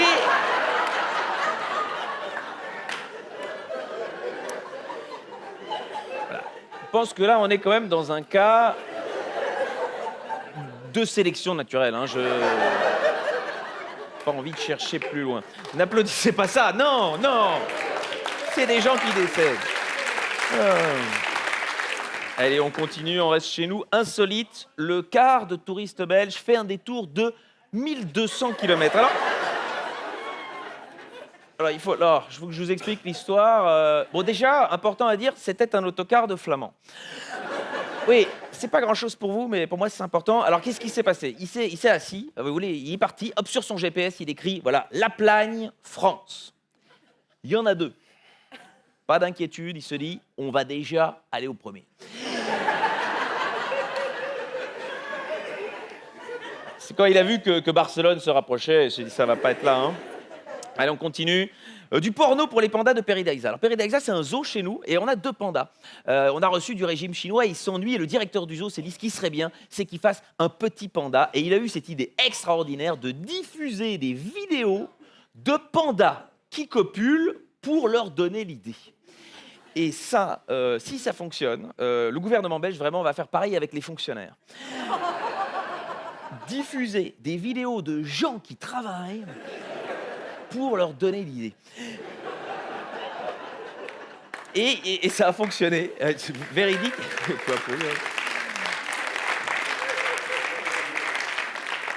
Une petite blague de droite face à un public de gauche, ça fait toujours marrer. Et donc, ça a fonctionné, et le petit est né, et il s'appelle Tian Bao. Quand Éric Zemmour a appris ça, il a dit, celui-là ne s'intégrera jamais à la société belge. C'est pas grave. On continue avec l'article suivant pour vous dire qu'en matière de zoo, nous n'avons pas la palme. Depuis 2 ans, au Japon, le zoo tentait d'accoupler 2 hyènes mâles. Là, vous pouvez diffuser des vidéos, hein, ça ne fonctionne pas. On continue avec les animaux. Un perroquet revient après 4 ans de fugue et parle espagnol. Et ça, j'aime bien le montrer en France parce que ça vous prouve, c'est possible d'apprendre parfaitement une langue étrangère en seulement 4 ans. Hein, vraiment, donnez tout. Allez, on continue. Avec Italie, une nonne se plaint de douleurs au ventre. Elle accouche d'un petit garçon. Et ça, le bon Dieu fait le coup à peu près tous les 2000 ans. Donc voilà, c'est pas pour vous. Voilà, quand on fait les religions, évidemment, la règle, je trouve ça normal, c'est de faire toutes les religions. Alors j'en ai pour aussi nos amis musulmans. C'est à la télévision turque, voilà, cet homme a déclaré « La masturbation rendra vos mains enceintes dans l'au-delà ». C'est peut-être vrai. Donc, dans le doute, si vous pratiquez, et je n'ai pas de jugement là-dessus, juste protégez-vous. Voilà, mais même un gant de vaisselle, hein, c'est OK. Bon, évidemment, la 3e, on y va. Avec nos amis juifs, un rabbin vend des sextoys cachers à destination des couples juifs. C'est arrivé en Israël. Alors, moi, je sais ce que c'est la viande cachère. Petite idée de ce qu'est évidemment le vin cachère. Mais qu'est-ce que c'est un sextoy cachère? Un truc qui doit exciter les mères juives. Voilà. Alors, c'est sans doute un sextoy avec dessus écrit le prénom de leur fils. Voilà. Passe toujours moins bien, celle-là. Donc vraiment, c'est pas vous. Allez, je vais vous quitter avec le meilleur pour la fin parce que je vous ai sorti un des articles de Belgique pour vous prouver que parfois la vie est beaucoup plus drôle que ce qu'on pourrait tous être. C'est arrivé à Liège. Caroline avait demandé au pâtissier d'écrire « Heureux anniversaire » en polonais.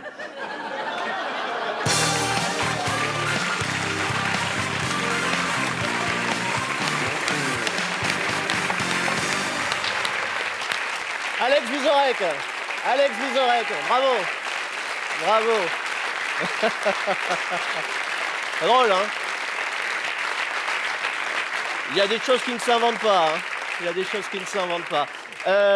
Alors, oui, tiens, j'ai amené un livre parce que, je ne sais pas si vous avez observé, tous les candidats à la présidence, ils font des bouquins en ce moment. Il y en a partout. Alors moi, je voulais appeler le mien « Le suicide de la France qui va mal à cause des sarrasins et des feignasses de femmes ». Mais, oui, mais Éric Zemmour avait déjà déposé le titre. Non, c'est un petit abécédaire, tiens, je vous en donne quelques-unes. Djihadisme, métier passion, tu t'éclates. Tu passes un bon moment. Football, sport qui consiste à aller aux putes entre 2 séances d'étirement. Tiens, celle-là, je l'aime bien aussi. Qatar, la tirelire de la France, mais sans le cochon. Alors, à présent, prochain candidat à cette primaire. C'est un alter-mondialiste. Ah, il y en a. Enfin, lui, c'est plutôt un Albert mondialiste. Il est bio, et ça se sent d'ailleurs. Ah ouais. Il a 2 qualités. La première, il est breton, et la seconde, il est encore à jeun.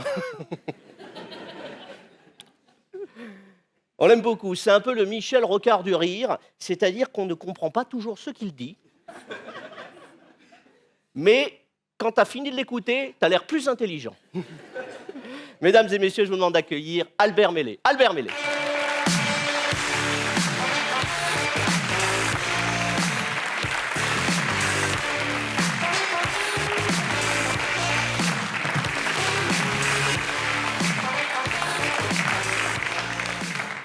Eh bien, bonsoir.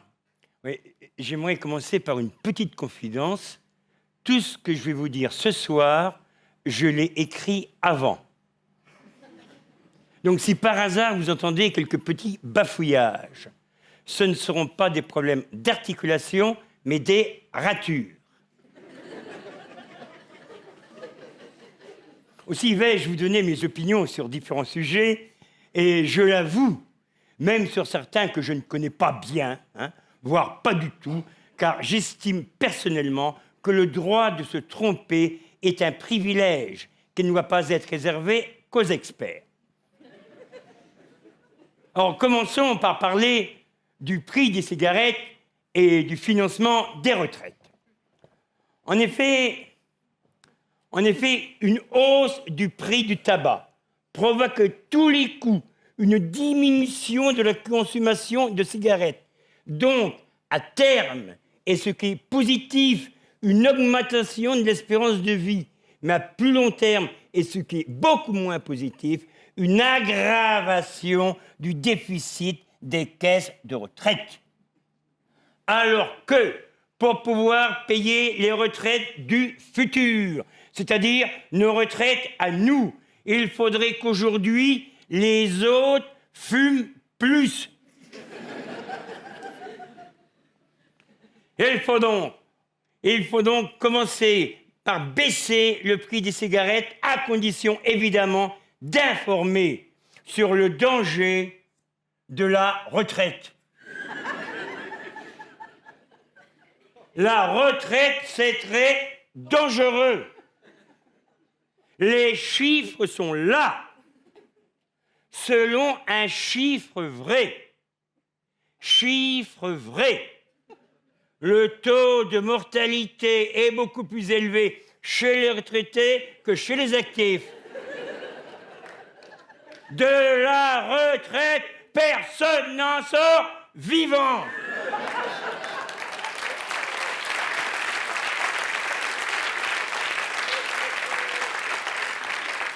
Alors pourquoi, dès cette prochaine fin de mois, en bas des bulletins de retraite, N'imprime-t-on pas, encadré en noir et en gras, c'est à vie, la retraite tue. En revanche, il y a des opinions que l'on me donne et que je refuse. Des opinions auxquelles je dis non, non et non. Telle cette mauvaise opinion d'un dangereux extrémiste du centre, d'un ultramodéré radical, et ce jusqu'au-boutiste du milieu, d'affirmer ce qu'il manque aux anarchistes. C'est un chef. J'ai également une opinion sur les inégalités sociales. En effet, selon un chiffre vrai, les 100 personnes les plus riches de la planète possèdent autant que les 4 milliards les plus pauvres. Aussi, je comprends l'amertume, la révolte et la colère de la personne classée 101e fortune mondiale. Aussi, si je puis me permettre de donner un petit conseil à cette France qui se lève tard. Amis riches, quand vous êtes couchés, vous ne dépensez rien et en plus, les autres et votre argent travaillent pour vous. Donc, amis riches, dormez plus pour gagner plus. Et alors, quand on dit que les riches sont favorisés, il faut relativiser. La preuve, ne dit-on pas victime de l'impôt sur la fortune et bénéficiaire du RSA.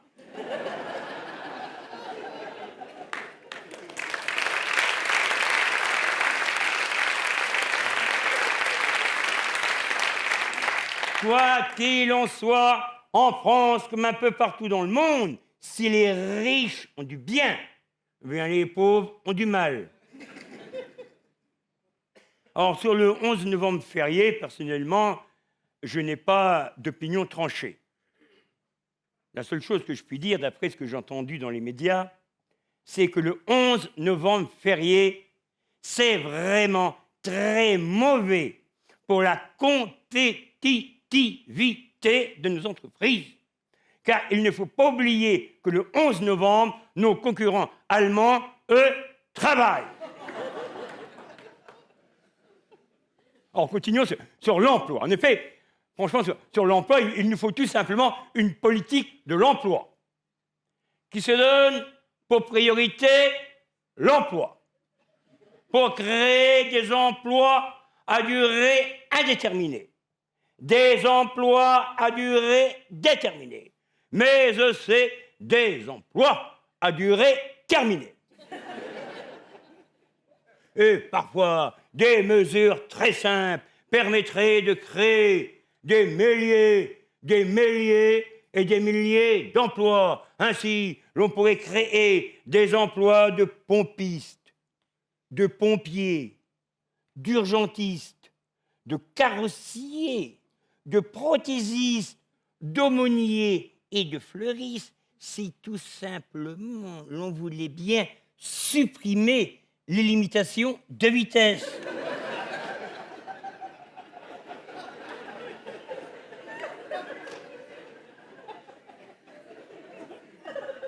L'alcool aussi a ses débouchés. De vignerons à infirmiers psychiatriques. Il faut donc encourager l'alcoolisme et subventionner l'ivrognerie dans le but de créer des emplois en amont et en aval.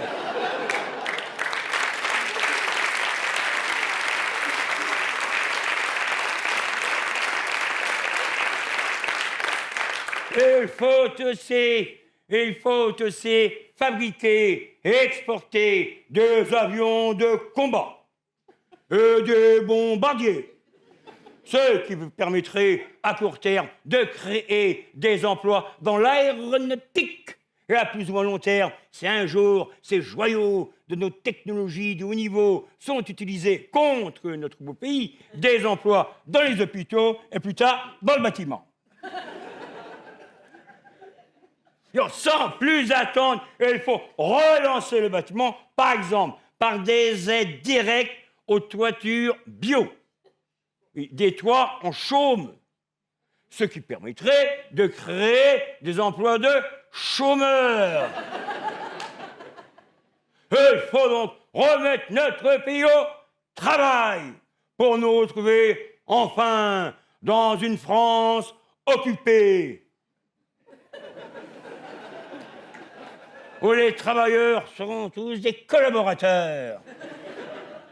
Et c'est travailler nuit gravement à votre santé et à celle de la planète, c'est sans importance. Et il faut en France relancer la croissance pour tenter d'arriver à la fin du monde en situation de plein emploi.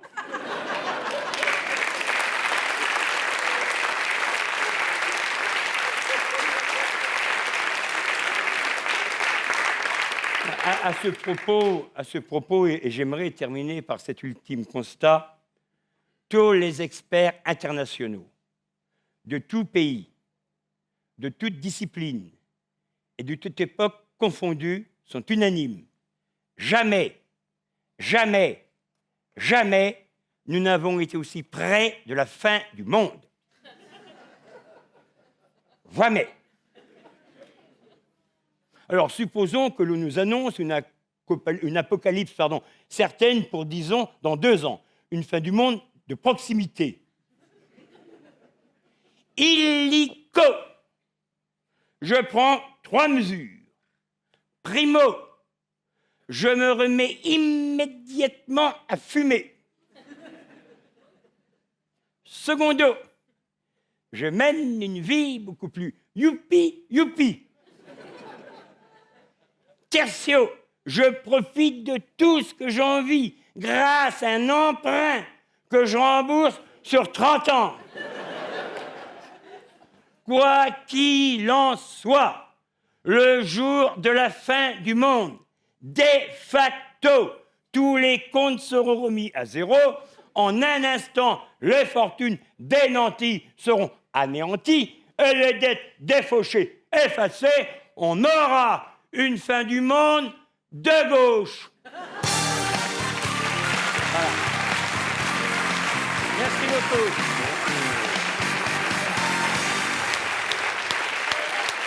Albert Mellet.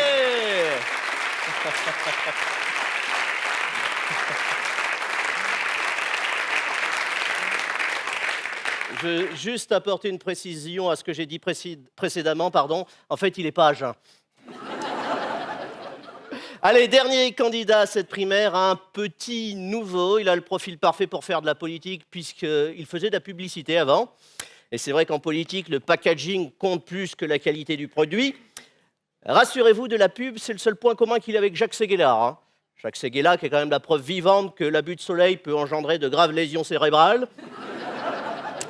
De son ancien métier, il n'a pas gardé la Rolex, mais un sens inné de la formule. David Azincote.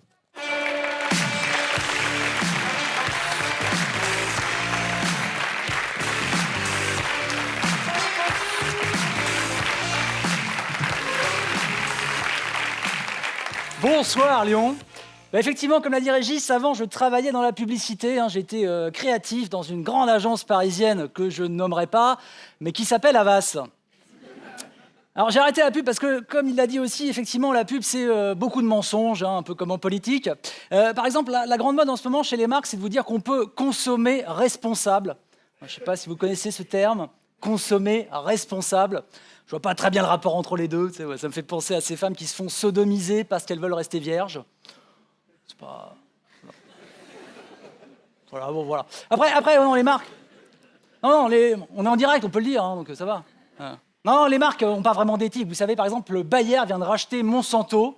En Monsanto, tout le monde connaît. Bayer, on connaît moins. En fait, Bayer, pendant la guerre, il produisait du Zyklon B. Alors vous allez me dire, oui, mais on peut quand même pardonner aux entreprises. C'est vrai, on a bien pardonné à Citroën pour la BX. De toute façon, j'étais pas assez optimiste pour la pub, hein, c'est aussi pour ça que j'ai arrêté. Je sais pas si ça se voit que je suis pas très optimiste. Hein, un peu quand même. Je suis pas habillé en désigual non plus. Désigual, tout le monde connaît, les fringues dessinées par des aveugles pour les daltoniens. Oui. Non, mais il n'y a pas de raison d'être optimiste en ce moment. Je crois qu'on vous l'a bien fait comprendre ce soir. Je veux dire, quand on voit tout ce qui nous gouverne, c'est pas... Hein, François Hollande, excusez-moi. Voilà. Bah, je me rappelle de son slogan, d'ailleurs. Hein. François Hollande, mon ennemi, c'est la finance. Bah, quand on voit comme il a pris, son ennemi, c'était le financier. Hein. Peur, qu'est-ce qu'on a en face, là? Alors, Juppé. Alors, Juppé, on dit, Juppé, c'est l'avenir. Un mec qui était déjà chauve en 79... Et alors Bruno Le Maire, il dit qu'il est moderne aussi. Hein. Il dit, ouais, je suis sur les réseaux. Et un journaliste lui a posé la question, qui vous aimez comme youtubeur? Il a dit, c'est quoi un youtubeur? En même temps, on demande aux youtubeurs, c'est quoi un Bruno Le Maire? Ils savent pas non plus. Oh, non. Puis on a aussi Macron. Ah non, pardon, Macron, il n'est pas de droite. Chaque fois, je me trompe. On ne sait pas très bien avec Macron. Hein. Il est de droite, il est de gauche. Il nous voit, on dirait une bagnole qui rentre d'un mariage en Bretagne. Ouais. Et puis il y a Sarkozy. Alors Sarkozy, alors là, ça je dois avouer que maintenant Sarkozy, j'ai changé d'avis, maintenant Sarkozy, je l'admire. Ça, il y a pas longtemps, il y a un mec de Big Malion qui a tout révélé, tu vois. Il a fait 34 meetings de suite avec Sarkozy, il a tous les documents comptables, il a des photos de lui à côté de Sarkozy. Sarkozy, il dit, je ne connais pas ce monsieur. Alors moi je dis bravo, il ose tout. Hein. Sarkozy, c'est le genre de mec, tu débarques chez toi, il est au lit avec ta femme, il demande comment t'as eu les clés. Non, je sais pas, voter à droite, pourquoi pas, mais revoter Sarkozy. Je sais pas, c'est retourner avec le mec qui t'a filé le sida en espérant qu'il te refilera pas l'herpès. On peut le dire, on est en direct, encore une fois. Non, je suis pas très optimiste, c'est pas... D'ailleurs, je veux dire, la liberté d'expression aussi, je trouve qu'il y a un vrai problème en ce moment. Une véritable histoire, il y a pas longtemps, j'étais dans un train, je revenais d'un festival, j'étais fatigué, hein, wagon de TGV, plein d'enfants. Hein. Alors j'ai fait cette petite blague sur Facebook en direct, hein, vous allez me dire ce que vous en pensez. J'ai écrit sur Facebook, mon wagon est plein d'enfants, où sont les terroristes quand on a besoin d'eux? C'est plutôt rigolo. Hein, et d'accord, j'ai eu des pouces verts, tout ça. Non, on se doute bien que c'est du second degré. Hein, je suis dans le même wagon, j'ai pas envie que les terroristes débarquent. Hein, en plus, on le sait bien, les djihadistes visent mal et les enfants bougent beaucoup. Hein, voilà. Et ben Facebook m'a suspendu mon compte. Vous vous rendez compte, on en est arrivé quand même.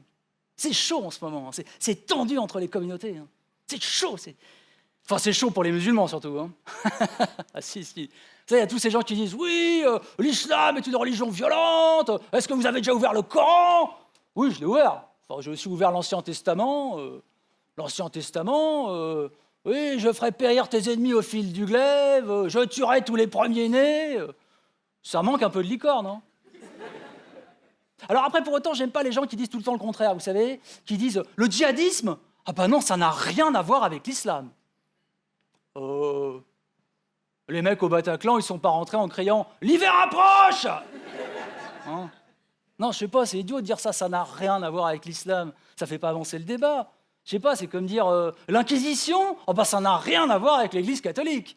Hein? Ou la Shoah, ça n'a rien à voir avec l'Allemagne. Hein, je sais pas, non. Attends, je réfléchis en même temps. C'est un peu comme rejeter son gamin handicapé mental en disant oh, ça n'a rien à voir avec mes couilles. Hein? Non mais je comprends les musulmans, tu vois, je comprends. C'est pas marrant d'avoir des tarés dans sa famille. Hein? Non mais je comprends vraiment, je veux dire, moi j'ai un oncle pédophile. Eh ben on a pris des mesures, hein, plus de sorties scolaires pour tonton. On est d'accord, ça veut pas dire que toute ma famille est pédophile. Ça veut pas dire que je suis pédophile. Hein? Ne regardez pas comme ça. Ah non, je vous rassure, s'il y a bien un mec qui sera jamais pédophile, c'est moi. En plus, c'est un coup à choper la varicelle. Donc, Qu'est-ce que j'ai entendu après les attentats? J'ai aussi entendu, c'est pas des vrais musulmans, ils ont jamais lu le Coran. T'en sais rien finalement, tu vois. Ils l'ont peut-être lu. Hein? Moi, j'ai bien lu Harry Potter, je suis pas devenu sorcier. C'est pas le problème qu'il ait lu ou pas, tu vois. Non, mais c'est la façon dont tu l'interprètes. On le sait bien, que ce soit le Coran, la Bible, la Torah, c'est l'interprétation. Hein? Déjà, quand on s'envoie des SMS, on se comprend pas. Alors t'imagines des textes sacrés qui ont 2000 ans. Hein? Ben tiens, voilà, c'est ça. Comme pour les SMS, il faudrait des émoticônes pour les textes sacrés, tu vois? Du genre, lapider les femmes adultères, smiley, clin d'œil. Tout de suite, on comprend que c'est pour déconner, tu vois. On fait toujours cette phrase qui est « c'est pas des vrais musulmans ». On s'en fout, tu vois, des vrais, des faux, c'est pas le problème. Le problème, c'est qu'il y a des gens normaux et des tarés, c'est tout. Hein, tu vois, c'est marrant parce que quand un prêtre se tape un gosse, je crois que vous connaissez ça ici un peu comme problème. C'est la deuxième spécialité lyonnaise après le canu. Non, mais tu vois, quand un prêtre se tape un gosse, personne dit ouais, c'est pas un vrai catholique. Si, c'est un vrai catholique. C'est juste que le salut de son âme est moins important que le salut de sa bite. Qu'est-ce que j'ai entendu encore pour finir? Ah oui, j'ai entendu, oui, finalement, si on réfléchit bien, les djihadistes, ils luttent un peu contre le capitalisme. Ah bon? Bah, à ce moment-là, faut pas attaquer le Bataclan, hein, les gars. Faut attaquer un magasin Vuitton sur les Champs-Élysées. Hein. En plus, comme ça, tu peux ramener un sac à ta femme. Ça ira bien avec sa burqa. Oh, un sac qui porte un sac. Non, mais c'est vrai, c'est inquiétant parce qu'en plus, il y a beaucoup d'amalgames, les gens mélangent tout. Alors moi, je vais vous donner un petit conseil mnémotechnique pour pas tout mélanger. Islam, islamisme, djihadisme, c'est pas la même chose. Hein. Par exemple, un musulman tient une épicerie, un islamiste tient un club de foot et un djihadiste tient une tête. Vous voyez, c'est facile à retenir. Non, le vrai problème, évidemment, c'est qu'est-ce qu'on fait de tous ces gens-là. Maintenant, ils sont revenus, les djihadistes, ils sont là. Alors, on essaie de les déradicaliser, j'ai vu. On les met tous ensemble au même endroit. Ça ne marche pas. Ils se re-radicalisent, du coup. Non, mais c'est un peu tard de les prendre à 25 ou 30 ans, tu vois.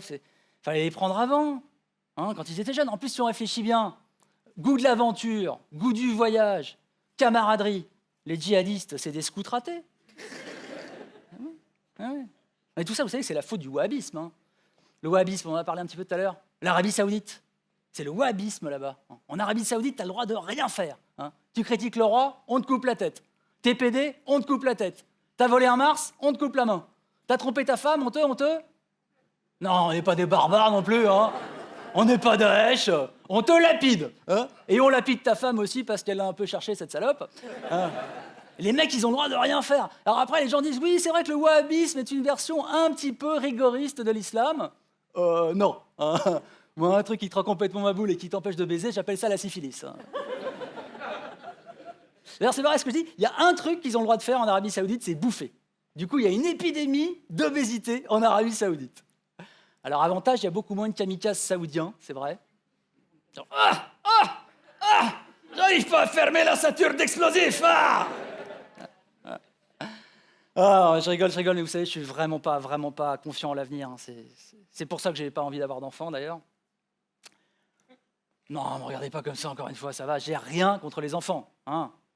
J'en connais, j'en ai dans mon entourage, je respecte leurs coutumes, leur mode de vie. C'est juste que bon, comment vous dire, c'est un peu comme les migrants. Ça me touche, mais j'ai pas envie d'en avoir chez moi. Ouais. Ceci dit, heureusement qu'on ne traite pas les enfants comme on traite les migrants. Sinon, il y a beaucoup de points communs entre les deux, finalement. Les enfants, quand ils arrivent, ils sont tout mouillés, ils connaissent pas la langue, et leur premier contact avec la France, c'est une baffe dans la gueule. Mais heureusement qu'on les renvoie pas, les enfants, comme on renvoie les migrants. Vous imaginez la maternité? Non, Mathéo, ne sors pas. Non, Mathéo, ne sors pas. Parce qu'on ne peut pas t'accueillir en Europe. Voilà. Non, Mathéo, oui, je sais, on a l'air riche comme ça, mais on ne peut pas, Mathéo, c'est comme ça, c'est compliqué, Mathéo. C'est une histoire de 3% de déficit, Maastricht, la dette grecque, Angela Merkel, c'est... Voilà. Même les adultes ne comprennent pas. Donc, Eh ben, je sais pas, Mathéo, tu repars dans l'autre sens. Tu remontes dans les couilles de ton père. Excusez-moi, madame, il est turc, son père? Est-ce qu'il est turc? Non? Ah, c'est dommage, on avait un accord avec eux. Ouais, ils les reprennent, on ne sait pas ce qu'ils en foutent, mais c'est pas grave. Allez, hop, Mathéo. Allez, tirez, madame. Tirez, madame. Merci.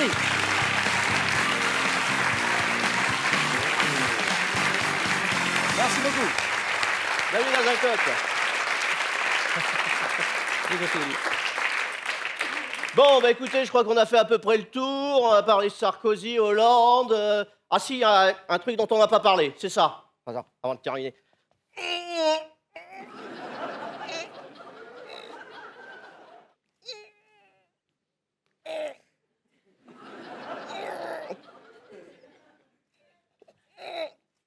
putain, la fameuse poussée du Front National.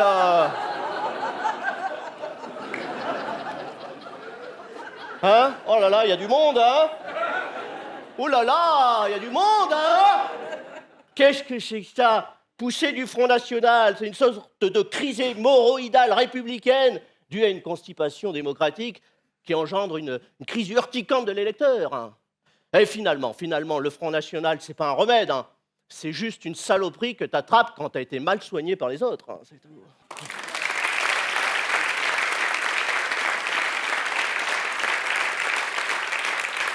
Et oui, vous l'avez bien compris, au cours de cette soirée où on a évoqué toute l'actualité, il règne un drôle de climat en France en ce moment. Il pleut.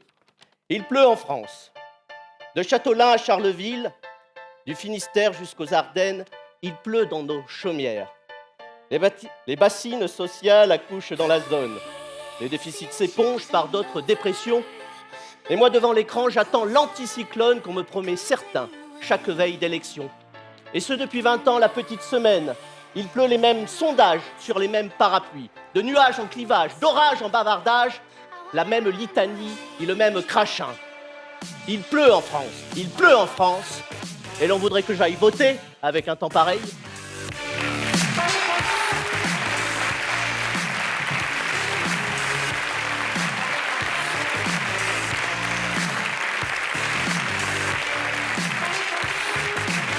Merci à vous de nous avoir suivis. Pour cette soirée spéciale humour et politique, j'ai été accompagné de la crème de mes camarades Bernard Mabille, Willy Revelli, Yacine Bellatar, Alex Vizorek, Albert Mélé, David Azincote. Bonne soirée à vous.